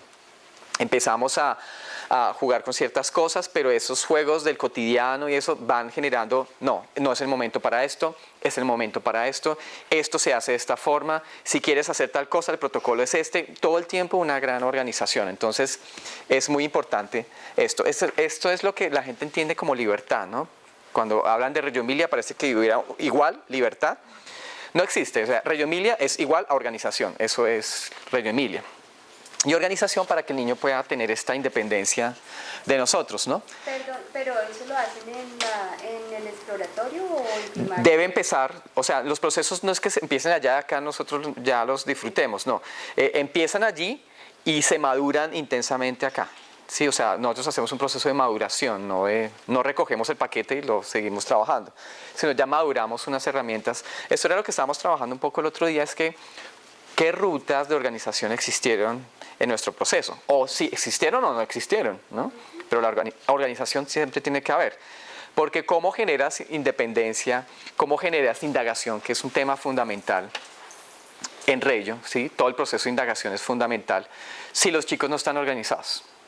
¿sí? Si los niños no conocen que tienen que ser independientes a mí, porque como yo no les puedo decir lo que tienen que aprender. Yo debo provocar, pero esa provocación debe aparecer en unas rutas claras para los chicos, ¿sí? Bueno, tú estás haciendo tal cosa, pero bueno, organízate y piensa qué tienes que hacer para hacer ese paso. Claro, él tiene que recurrir a una lluvia de ideas, a un mapa de estado de las cosas, bueno, no sé, ahí ustedes cómo manejen eso. Ese es básicamente. Y nosotros empezamos desde muy temprano a configurar la idea de espacio-ambiente, que es fundamental, que pues ya hemos hablado algo de eso. Nosotros hablamos del espacio-ambiente como un tercer educador o un segundo educador. Bueno, pues se llama tercer educador, pues en Radio Emilia son 2 educadores por el grupo y se diría que el espacio es un tercer educador. Entonces significa diseñar el ambiente de tal manera que yo me pueda salir del ambiente, por ejemplo. Sí, yo soy un profesor de matemáticas en mi aula de matemáticas, no sé si aquí manejan eso así, y de repente yo necesito enseñar esto, profundizar en tal cosa, que los chicos desarrollen, continúen con tal desarrollo de tal cosa. Nosotros no manejamos una única línea de transmisión de conocimiento, sino manejamos varios niveles. El nivel que enseñamos, el que va en la punta, el nivel que se está madurando y el nivel que se tiene que reforzar. Entonces estamos volviendo la experiencia en procesos, ¿sí? Hay unos, yo enseño algo del día que es importante enseñarlo, pero en algún momento de la clase paramos para trabajar en eso del día, pero hay unos chicos que vienen madurando ciertas cosas, entonces a ellos les hago un ejercicio distinto y a otros digo, me siento contigo porque tengo que reforzar esta cosa, ¿no? Entonces, si yo tengo el ambiente diseñado de tal manera que los chicos encuentran el insumo para generar ese proceso, yo puedo dejarlos sabiendo que son autónomos, que están organizados, empoderados de ese proceso, ¿no? De madurar, de rectificar, de hacer ciertas cosas para yo dedicarme a un proceso de punta, por ejemplo, que tengo que explicar algo que no entendieron de lo que expliqué en el salón, o ven que hace 2 semanas estás flojo con esto, ¿sí? Para que el espacio me ayude. En primaria tenemos los cortes, ¿cierto? Y no como en preescolar, que tenemos un corte en donde aquí hay un rincón matemático, acá hay uno de escritura, acá hay otro de ciencias naturales, acá hay otro donde se está construyendo la maqueta del proyecto. Pues eso es muy fácil, digamos, en ese sentido. Pero en primaria lo que hacemos con los maestros es que los maestros llevan varios procesos distintos y generan grupos de trabajo en el ambiente. Entonces el ambiente tiene que generar esa suficiencia para que yo me pueda quitar. O sea, yo no tengo que estar pendiente de los 45 en los sistemas públicos, de 45 niños al mismo tiempo, ¿sí? Y ahí es donde la maestra siente un gran temor de soltar el grupo, ¿sí? Es que si yo no demoro 45 minutos hablando, siento que yo no trabajo. Y eso pasa muchísimo en las maestras del sector público. Entonces cuando les decimos, bueno, pero ¿qué es lo que tú tienes que enseñar? Ah, tengo que enseñar esto. ¿Qué es lo que estás enseñando en este momento? Estoy enseñando eso. ¿Qué procesos tienes pendientes con los niños? Ah, tengo pendiente esto. Listo, tienes 3 líneas de trabajo que pueden ser simultáneos, ¿sí? Entonces van madurando, voy gestionando y voy reforzando. Un ejemplo, por poner un ejemplo, puedo ponerle más facetas. Pero entonces el ambiente me propicia que los chicos se puedan reunir porque tienen los materiales y los insumos necesarios para madurar, para construir pensamiento de punta o para reforzar. Todo simultáneo. Claro, porque si hablamos de las identidades, yo sé que hay niños que no van en los mismos niveles que los demás y yo necesito diversificar mi espacio para generar competencias distintas, ¿no? Entonces eso es muy importante. Entonces en algún momento del día yo ya intercambio los grupos y digo, bueno, estaban reforzando, listo, pasa con estos chicos que vamos muy bien, vamos a trabajar lo que estamos trabajando. Entonces el niño siente, el tema de la maduración es muy importante, no el del chuleo, ¿no? Porque eso, si se dan cuenta, son dos lenguajes pedagógicos distintos. Chulear es una cosa, mi malla curricular la chuleo, ya, listo, salí de eso. Yo tengo cero cargo de conciencia. Pero si uno realmente revisa los procesos, como yo sé que lo hace intensamente la EPC, es que yo tengo que estar generando las maduraciones pertinentes. Yo sé que mi habilidad tiene grados. y yo sé que tengo 46 chicos, 45 chicos y no todos están en los mismos niveles. Entonces tengo que necesariamente diversificar mi espacio para que se generen esos espacios de maduración, de rectificación, de consolidación, de pensamiento de punta, bueno, todas esas cosas, ¿no? Entonces esto sería, y pues sería muy bonito mirar una presentación pequeñita sobre espacio, cómo lo viviríamos en otros niveles distintos, ¿no? Es lindo que entiendan las transiciones porque también el espacio cambia radicalmente. En el otro es un espacio pues muy completo, ¿sí? Aquí ya es, como tenemos conocimiento especializado, necesitamos un espacio para el conocimiento especializado. Eso significa construir una configuración de espacio distinto, pero también el principio de ese espacio es que tiene que ser autónomo. Bueno, esto es básicamente del conocimiento colaborativo, que es pues muy importante, y es que todo conocimiento, todo hallazgo del conocimiento tiene que ser conectado y extrapolado un poco de solamente de la escuela como santuario del conocimiento. Es importante que el conocimiento sea transferible, que sea aplicable por fuera de los muros del colegio y que los chicos se encuentren con redes de conocimiento, con redes de comunicación que están indagando esos puntos que están tomando en cuenta, ¿cierto? Que no hay algo más lindo que es sacar mi experiencia y llevarla a otro lado, ¿no? Para ser reconocido, para aprender de otras cosas, para traer conocimiento nuevo.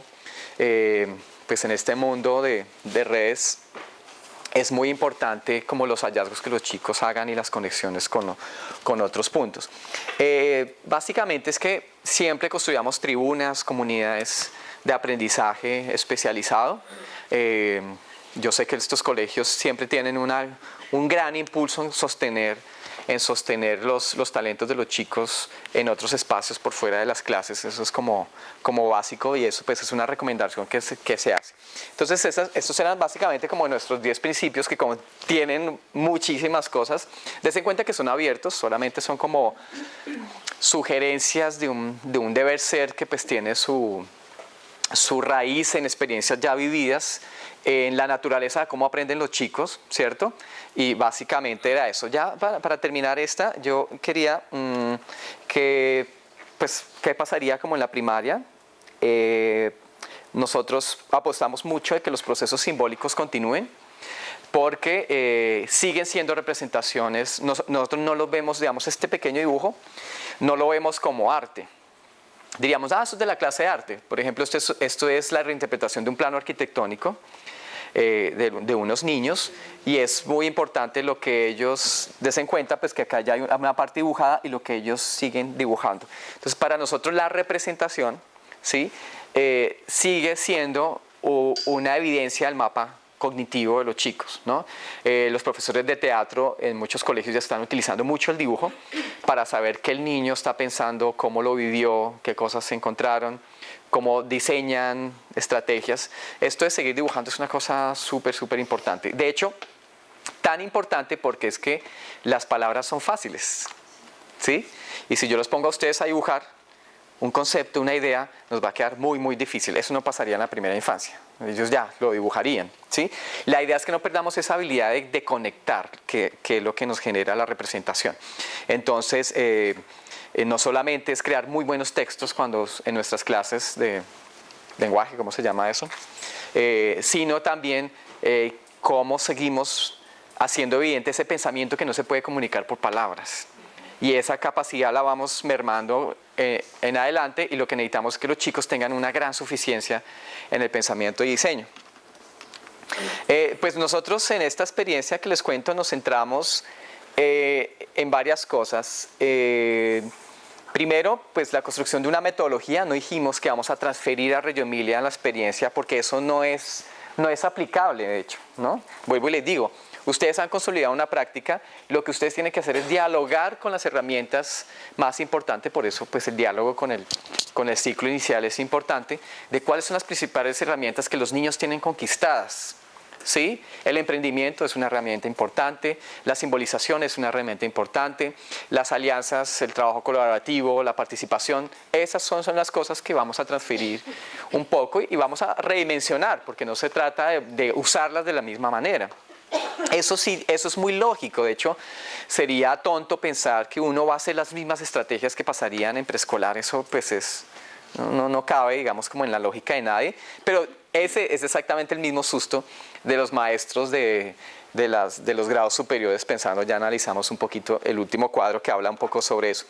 Entonces solamente es que nosotros tengamos herramientas y estrategias inspiradas en Reggio Emilia. La participación, la comunicación, el liderazgo, el emprendimiento son cosas, el espacio, son cosas que nosotros hemos usado en otros niveles bastante bien.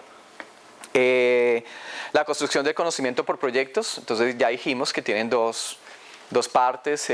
Lo importante es que el conocimiento sea siempre activo. Esa es la gran... Yo no sé si lo quieran llamar proyecto. Puedan que no lleven proyectos, pero de pronto hay una muy buena maestra que hace su aprendizaje muy activo, ¿sí? Que hace cajas o que hace carros enseñando matemáticas o que hace, no sé, cualquier cosa. Lo importante es que los niños sientan el impulso de hacer, que es un impulso que traen desde que son pequeños, ¿sí? Hacer todo el tiempo. En una experiencia del colegio de este año, los niños diseñaron sistemas automáticos para puertas, los niños de primero de primaria. Algunos aciertos, algunos unos fracasos, hablando de fracasos terribles, esa frustración, pero sabemos que el niño incubó algo importante que son los sistemas de automatización en ciertas cosas. Entonces, no hay nada más placentero que hacer. Y ahí hay una gran confrontación con el sistema de la primaria, es que si yo tengo una malla curricular grande, que tengo que chulear y que hasta el último momento yo estoy todavía gestionando, yo nunca voy a tener tiempo para un momento de acción. Y eso fue una gran confrontación con las maestras. No que les pidiéramos que hicieran eso, sino que ellas mismas se veían abocadas a un momento en que no tenían tiempo para generar, es que decían, es que no he tenido tiempo para el proyecto. Y nosotros decimos, pero en el proyecto, en teoría, ¿no? En teoría, en el proyecto ustedes pueden gestionar todo, porque pues un proyecto es simplemente un escenario transdisciplinar que lo que va a hacer es invocar cada línea de conocimiento a la pertinencia de un proyecto. Entonces, ¿cómo no sucede? No, es que ellas sabían que tenían que gestionar su malla curricular, que era una sábana gigante, y para esto no había tiempo. ¿Sí? No, es que en clase de arte ellos están haciendo eso. No se trata de que lo hagas en clase de arte, se trata de que traigas a la pertinencia todos esos conocimientos en algo que es absolutamente fuerte en los niños, que es la acción. Hacer, materializar, eso es importante. Vayámonos a nuestras asignaturas un poco y miramos cómo materializan o qué espacios de materialización tienen los chicos de sus ideas o de lo que nosotros queremos gestionar. Porque es que, otro ejemplo sencillo, yo tengo un tema y yo puedo ser muy dinámico en el tema que estoy tratando de transferir a los niños, pero lo importante es que, no importa si no hacen proyectos, lo importante es que esa transferencia se vea abocada en momentos de acción importantes, momentos de colectivización, momentos de participación, todos esos principios que son fundamentales, que sabemos garantizan el aprendizaje. Entonces, volvemos otra vez a encontrarnos con la confrontación de las dinámicas, ¿no? ¿Cuáles son las dinámicas que me han sido exitosas? Porque finalmente tengo mi conciencia tranquila de que hice todo, o cuáles son las dinámicas que son exitosas porque sé que han tenido un impacto en los chicos. Esos son dos grandes esquinas del mundo, ¿no? Bueno, ese me salió otra vez, bueno, les hablaba del espacio ambiente, entonces pues no solamente reconocer que el espacio de aprendizaje es el aula. El aula es un lugar para convocar, pero pues también diversificar un poco la idea de dónde encontramos y dónde nosotros construimos conocimiento. Eso fue algo que nosotros trabajamos allá muchísimo. La documentación pedagógica, estas fueron las grandes líneas que nosotros trabajamos puntualmente en el colegio, ¿no? Ya hablamos de eso, del espacio ambiente. Este trabajo, como por ser un colegio público, ellos nos pedían que tuvieran un gran enfoque con el enfoque de ciudadanía de participación. Entonces la idea es que todos los proyectos tuvieran su origen afuera, no adentro en el aula, porque si no solamente hablaría de cosas del aula. Entonces, conectarse con el afuera significa que un colegio de niños de toda la ciudad tenía que construir una dimensión de Bogotá que fuera aplicada y que fuera reflexionada dentro del aula. Entonces, en un proyecto el año pasado hubo un proyecto de fotografía, o sea, que la representación fue un proyecto fotográfico como un mapa de la ciudad a través de los ojos de los niños. Fue una cosa muy linda. Estos son fotografías de niños muy pequeños, saliendo con la cámara, niños de 3 años y medio saliendo con la cámara en la ciudad.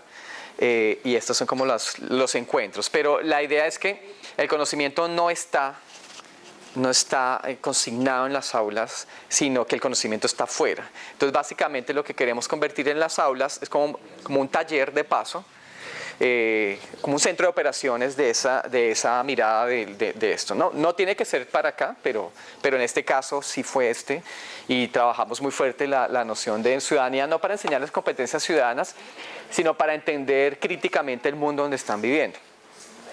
¿Sí? Entonces hubieron proyectos muy sociales, hubieron proyectos ecológicos, hubieron proyectos matemáticos, hubieron proyectos enfocados en muchas cosas. Bueno, aquí solamente hay unos procesos que nosotros propusimos desde la Red Solare. Uno fue la implementación de una mirada educativa desde la pedagogía de la escucha, eso fuera un punto. Que hubieran proyectos de aula, eso fue una iniciativa. ¿Cuáles fueron los aciertos de este equipo como tal? Porque pues hay que ver en el espejo de los otros lo que puede ser la experiencia nuestra. No digo para que sea totalmente, pero sí un poco como para mirar. La pedagogía de la escucha sí se consolidó, o sea, ellas sí encontraron un gran valor en escuchar a los niños y generar proyectos de aula. Todas emprendieron proyectos de aula, ¿sí? No todas tuvieron eficiencia en el proyecto de aula. Por ejemplo, había una maestra muy buena, que no podía hacer, o sea, le fue muy imposible aplicar todo su malla curricular en un proyecto de aula, le fue muy difícil. Pero cuando veíamos las bitácoras de los niños, estaban llenas de mapas mentales, de ideas propias de los niños, de desarrollos que iban más allá de consignar en un cuaderno qué es la naturaleza, qué son los seres vivos. Eso me pareció fabuloso. Sí detonamos que sí hubo como ese choque en poder trasladar una cosa con la otra. Yo creo que ustedes también se van a ver cuando logren hacer esos. Traten de hacer cada paso como un gran ejercicio, no como una imposición, porque eso finalmente solo corre el riesgo de arruinarse. ¿Sí? Sí, es verdad, cuando uno ya trae un bloque y lo impone, pues básicamente lo que está debajo del bloque se arruina todo, eso es básico. Entonces traten de encontrar cada cosa como un gran ejercicio. ¿Qué pasa si hacemos un año de estudios sobre el espacio? ¿Sí? ¿Qué pasa si yo dinamizo mi espacio tal cosa? Tranquilos.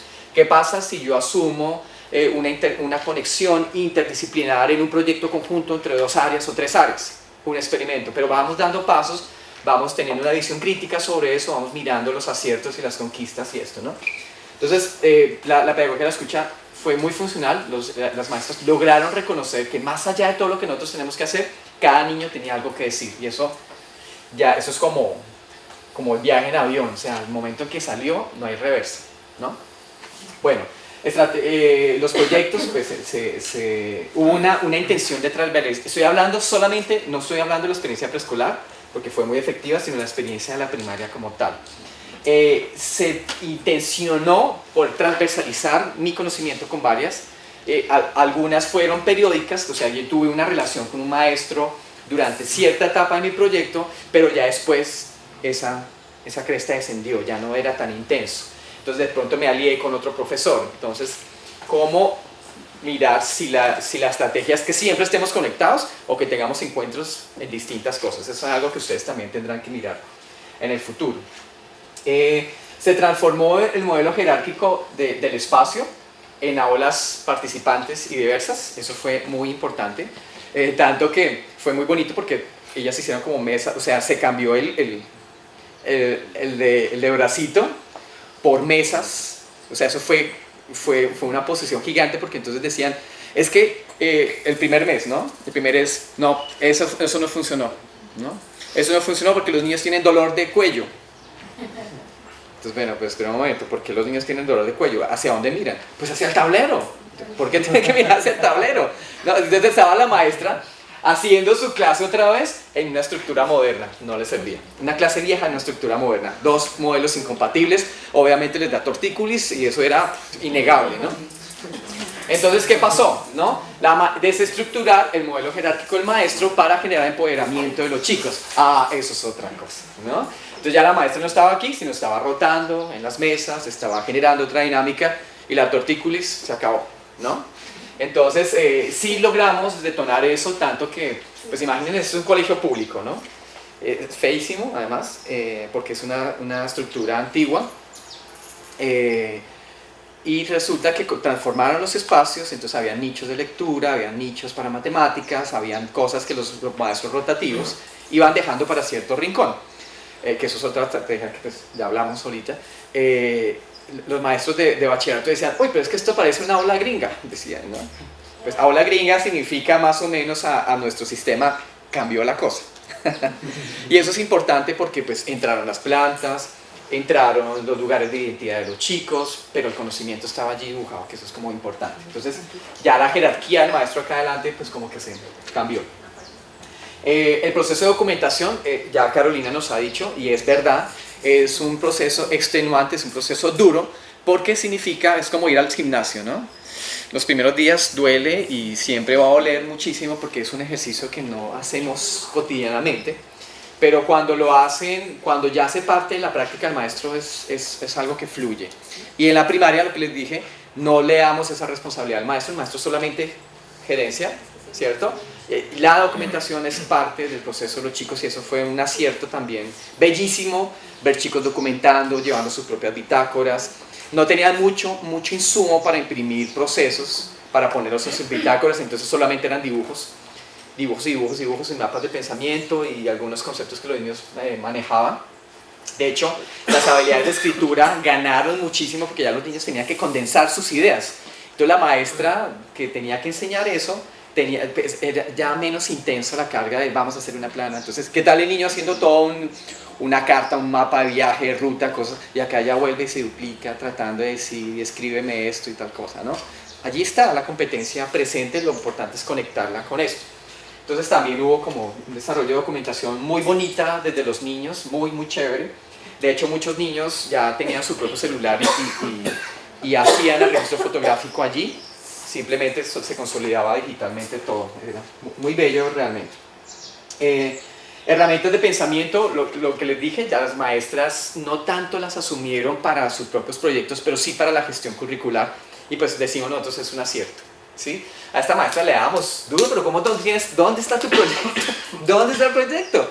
Sí, lo hemos tenido, pero ¿qué haces? ¿Qué te la pasas haciendo? No, pues te la pasas haciendo tu gestión curricular, pero con nuevas herramientas que fueron fabulosas de trabajar y ya dijimos, no, pues lo manejas increíble, pues no hay forma de decir que no lo haces. Que también conquistaron el proceso que pasó en preescolar, como les contaba, fue necesario generar un proceso de continuidad. Y eso es innegable. En este momento, ellas están mirando qué va a pasar con este grupo de niños de cuarto de primaria que van a entrar a quinto de primaria. Entonces ya dijeron, sí, tenemos que cambiar mínimo el espacio, porque estos chicos no son chicos que se sienten a escuchar a la maestra, son chicos que les dicen, maestra, ¿qué tenemos que hacer? Y eso es muy importante y estos maestros están un poquito asustados. De hecho, acá las dificultades, menciono uno, es que empezó una gran tensión de los maestros de los siglos siguientes, diciendo que ellos no perdían el tiempo en eso, ¿no? Que para que los chicos estén jugando, más bien los dejamos en la casa, ¿no? Eso era básicamente, pero también es como falta de comunicación de cuáles son los procesos que se aciertan y cuáles son los procesos que intencionalmente nosotros trasladamos de un lugar a otro y cómo van cambiando en el tiempo.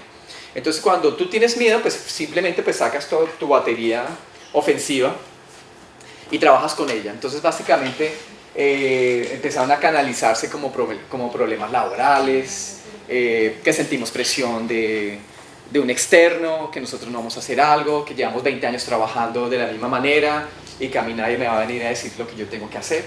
Entonces eso es hostigación laboral, por ejemplo, ¿no? Y ni siquiera trabajamos con ellos, ¿no? Entonces, pero sí es muy fuerte porque las maestras dicen, aquí van estos chicos, ¿ustedes qué van a hacer?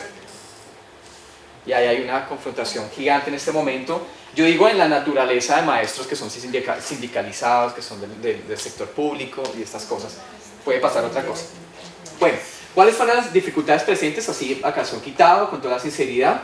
la que les digo, siempre una ruptura permanente entre el currículo y los proyectos. Esa simbiosis, parece que fueran carros que se estrellaran todo el tiempo, ¿no? Es muy difícil, pero vuelvo y les digo, es por no generar ambientes, o sea, contextos de aprendizaje pertinentes donde todo pueda entrar. Vuelvo y les digo, nosotros vimos que por lo menos en este ejercicio no podíamos pensar la gestión de currículo uniforme, ¿sí? Sino que teníamos que diferenciar ese currículo de que estaba contenido, ¿no? Entonces dijimos, hay contenidos curriculares que son muy formales, que necesitan la presencia directa del maestro. Y hay contenidos curriculares que son de la experiencia de la cultura general, que los chicos pueden gestionar. Ya les mencioné un ejemplo de cómo gestionamos 4 meses en un mes con mucha suficiencia y pertinencia. Eso siempre va a haber un choque gigante entre una cosa y la otra. Muchas gracias. Entonces yo creo que se van a encontrar con eso muchísimas veces, ¿no? Y es porque tenemos lenguajes pedagógicos opuestos, ¿no? Nosotros asumimos que la primaria tiene que ser rigurosamente formal, que tiene que ser de esa manera y no de otra. Entonces, como por ejemplo un poco de acción, un poco de lúdica, un poco de empoderamiento de los chicos, un poco de participación también puede generar un poco de un buen ingrediente a la torta que venimos construyendo desde años. Entonces, pues vuelvo y les digo, no es que impongan estrategias de REY o de pensamiento visible o la EPC en la práctica de ustedes, porque no va a funcionar, sino que hagan un ejercicio colectivo donde ustedes puedan verla. No lo hagan solos porque una dice, sí, yo sí puedo hacerlo, entonces yo voy contra el mundo, ¿sí? Si mis compañeros no quieren hacerlo, yo sí lo hago, entonces yo voy contra el mundo, y eso no puede pasar. Tiene que ser colectivo, porque es importante ver desde varios puntos de vista qué sucede, qué pasó contigo, cuáles son tus aciertos, cuáles son las cosas que tenemos que reflexionarnos nosotros mismos. Otro proceso, no hemos hablado de eso, es cómo sostenían la evaluación al proceso paralelo de la documentación pedagógica. Eso fue, creo que un error de nosotros desde el principio, es que no metimos evaluación y documentación pedagógica como una sola cosa. Fue un problema de nosotros, fue un punto ciego que no vimos, y es que cuál es nuestro sistema de evaluación y cómo esos procesos van a caer allí, ¿no? Porque a veces las evaluaciones, ellos hacen una cosa que se llama martes de prueba, y eso sí fue durísimo. Fue durísimo porque el martes de prueba, no sé si lo conozcan. Sí, ¿qué hacer? ¿Qué hacer? Un poco.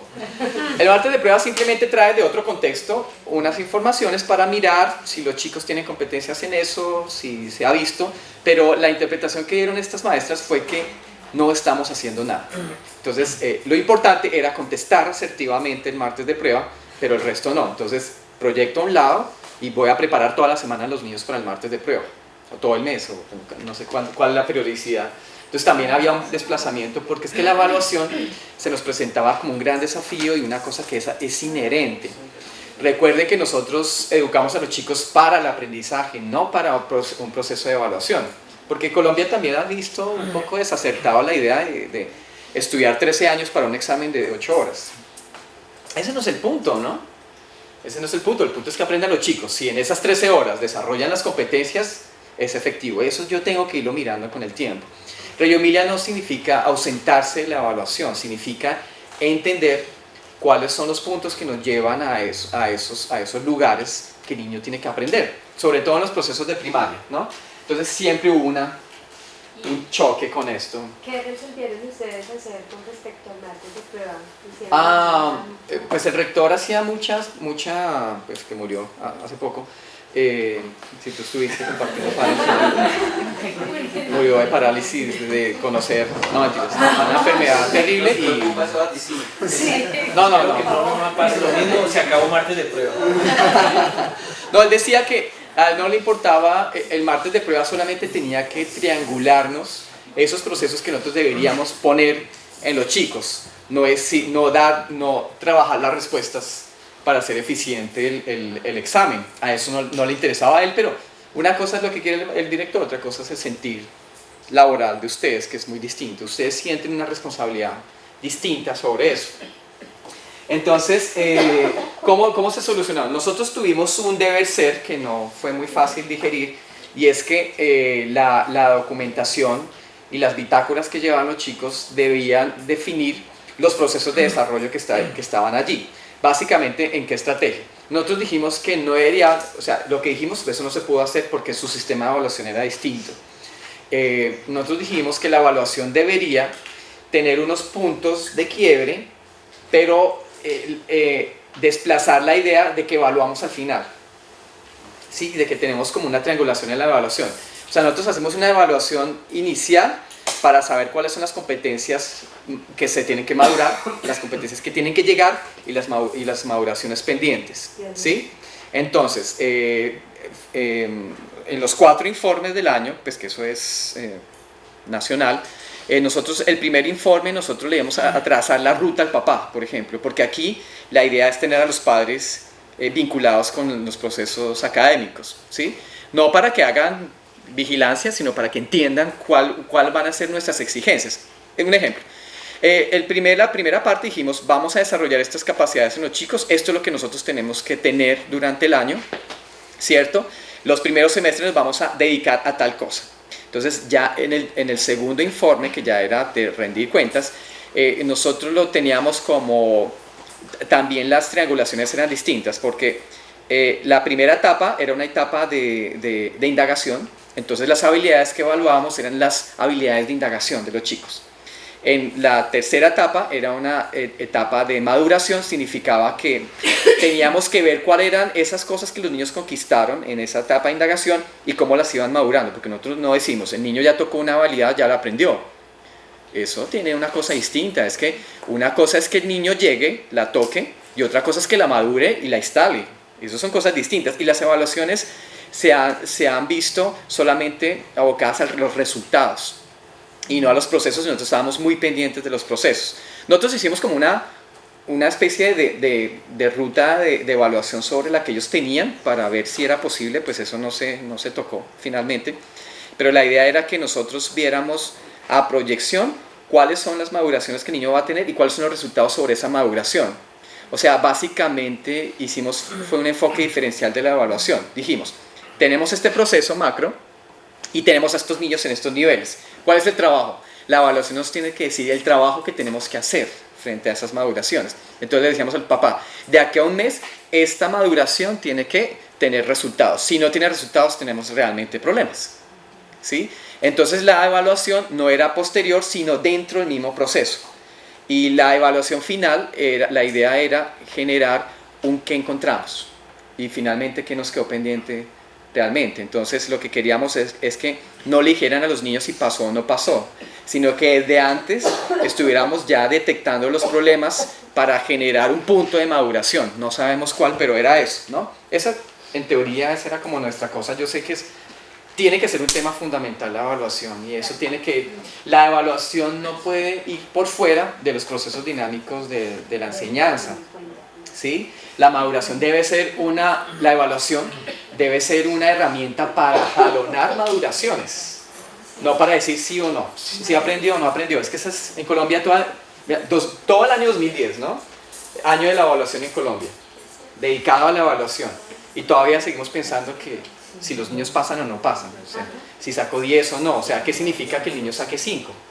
Es que tenemos que empezar a madurar ciertos procesos, pero esas son las cosas que el maestro no va a hacer, porque vuelvo y les digo, el maestro tiene una carga curricular y lo importante es chulear.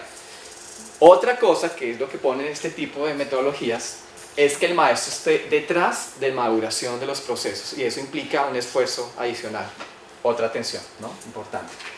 Bueno, ya para terminar, nosotros propusimos nuevos roles docentes.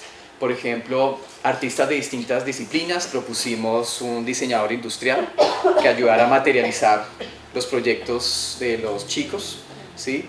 Propusimos ciertos cambios en los roles docentes que no lograron consolidarse un poco, ¿no? O sea, ellos seguían desde sus disciplinas, les fue difícil compartir con otro esas cosas, y al final hicimos un ejercicio, porque está la maestra directora de grupo y que tiene unas asignaturas, y estaban los otros profesores que eran rotativos, llaman allí rotativos. Entonces logramos finalmente poder sacar tiempo, porque no tenían tiempo ni planta docente para que los maestros a ver qué fue el ejercicio que hicimos que fue muy interesante. Convertimos al consejo académico de maestros en los asesores de los proyectos de los niños. Pues el rol se asumió y ellos, por ejemplo, de matemáticas, los de física, mira que estaban de física, de química allí, aportando a proyectos de niños de primero de primaria. Eso fue muy interesante, pero no hubo el tiempo, no hubo el espacio laboral para hacer ese tipo de cosas. Y pues no entró una telerista ni un asesor de otra forma. Entonces, ¿qué es la idea, no? Todo equipo debe tener un proceso interno, pero también debe tener una asesoría.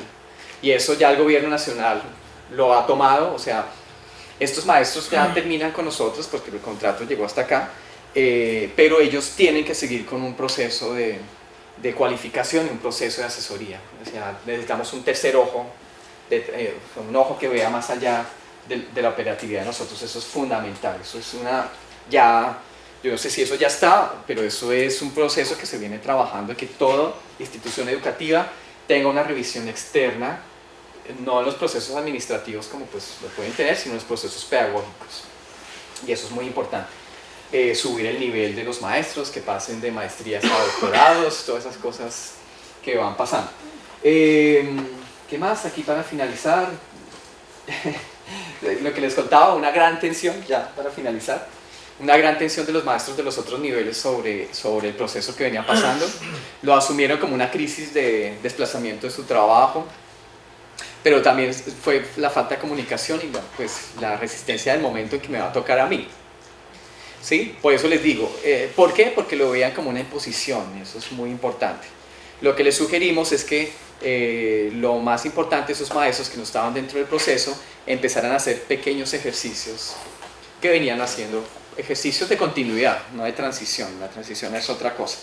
Bueno, esa es como la experiencia que nosotros hemos tenido como en la primaria, también triangulando un poco con las experiencias de primaria en Latinoamérica. En Argentina, pues ya en Colombia hay experiencias de primaria con distintos sistemas y metodologías, así rellanos. Tenemos dos experiencias en Latinoamérica, que es una en Argentina, que no pudieron entrar ustedes, el Colegio Aleteia, pues que ha sido pues exitosa y muy bonita. Otra en México, una institución que se llama Comunidad Ágora, donde todos los procesos son rellanos, 100%. De hecho, ahorita, yo no sé si ya pasó, es en enero, un grupo de estudio allí en México para ver y hacernos esas preguntas importantes. Reggio Emilia también está haciendo ya cada vez más encuentros basados en la continuidad. En el 2011 fue un proceso sobre la continuidad con temas bastante profundos y con maestros de todo el mundo haciendo las preguntas de los maestros de todo el mundo, maestros de primaria, ¿no? Escuelas de todas partes. Ahí lo más tradicional que vemos son las escuelas en Estados Unidos, pues ellos son de una cultura en donde la estandarización es fuerte, entonces ellos buscan resultados en la estandarización, entonces ellos generan unas preguntas fabulosas sobre cómo seguir el proceso, por qué cambiar tanto, todas esas cosas que son importantes. Pues esta es como pues, la experiencia de estos 3 años que hemos llevado. Pues, qué pena no mostrarles procesos puntuales, pero yo sí soy muy riguroso con eso. Pues si me dicen que no lo muestro, pues no lo muestro, entonces no lo hago. Pero han sido muy bonitos con sus aciertos y sus desaciertos, porque pues esto se trata de eso. Se trata de construir, básicamente, pero más allá de construir es hacernos unas buenas preguntas para catalizarlas en nuestro trabajo y confrontarlas realmente. Como decimos, pues una cosa es el deber ser, el fundamento ético de todo esto, porque pues, para quienes trabajamos no es para el colegio, no es para los estándares que tenemos que desarrollar, no es para los papás, es para los chicos. Y finalmente, ¿cuál es la responsabilidad con ellos, no? ¿Qué herramientas reales? O sea, es que el papel de educadores no es el de oficinista, porque el oficinista viene y firma los papeles y organiza y llena las formas, pero ustedes trabajan con la trascendencia del ser humano y eso como que a veces uno dice que debería haber un juramento socrático sobre la labor del docente, es que me comprometo a desarrollar a estos chicos con las capacidades que tienen que desarrollar cada uno de esos. Bueno, después nos inventaremos un juramento extraño, porque yo siento que debemos tener compromisos con los niños y no con los sistemas.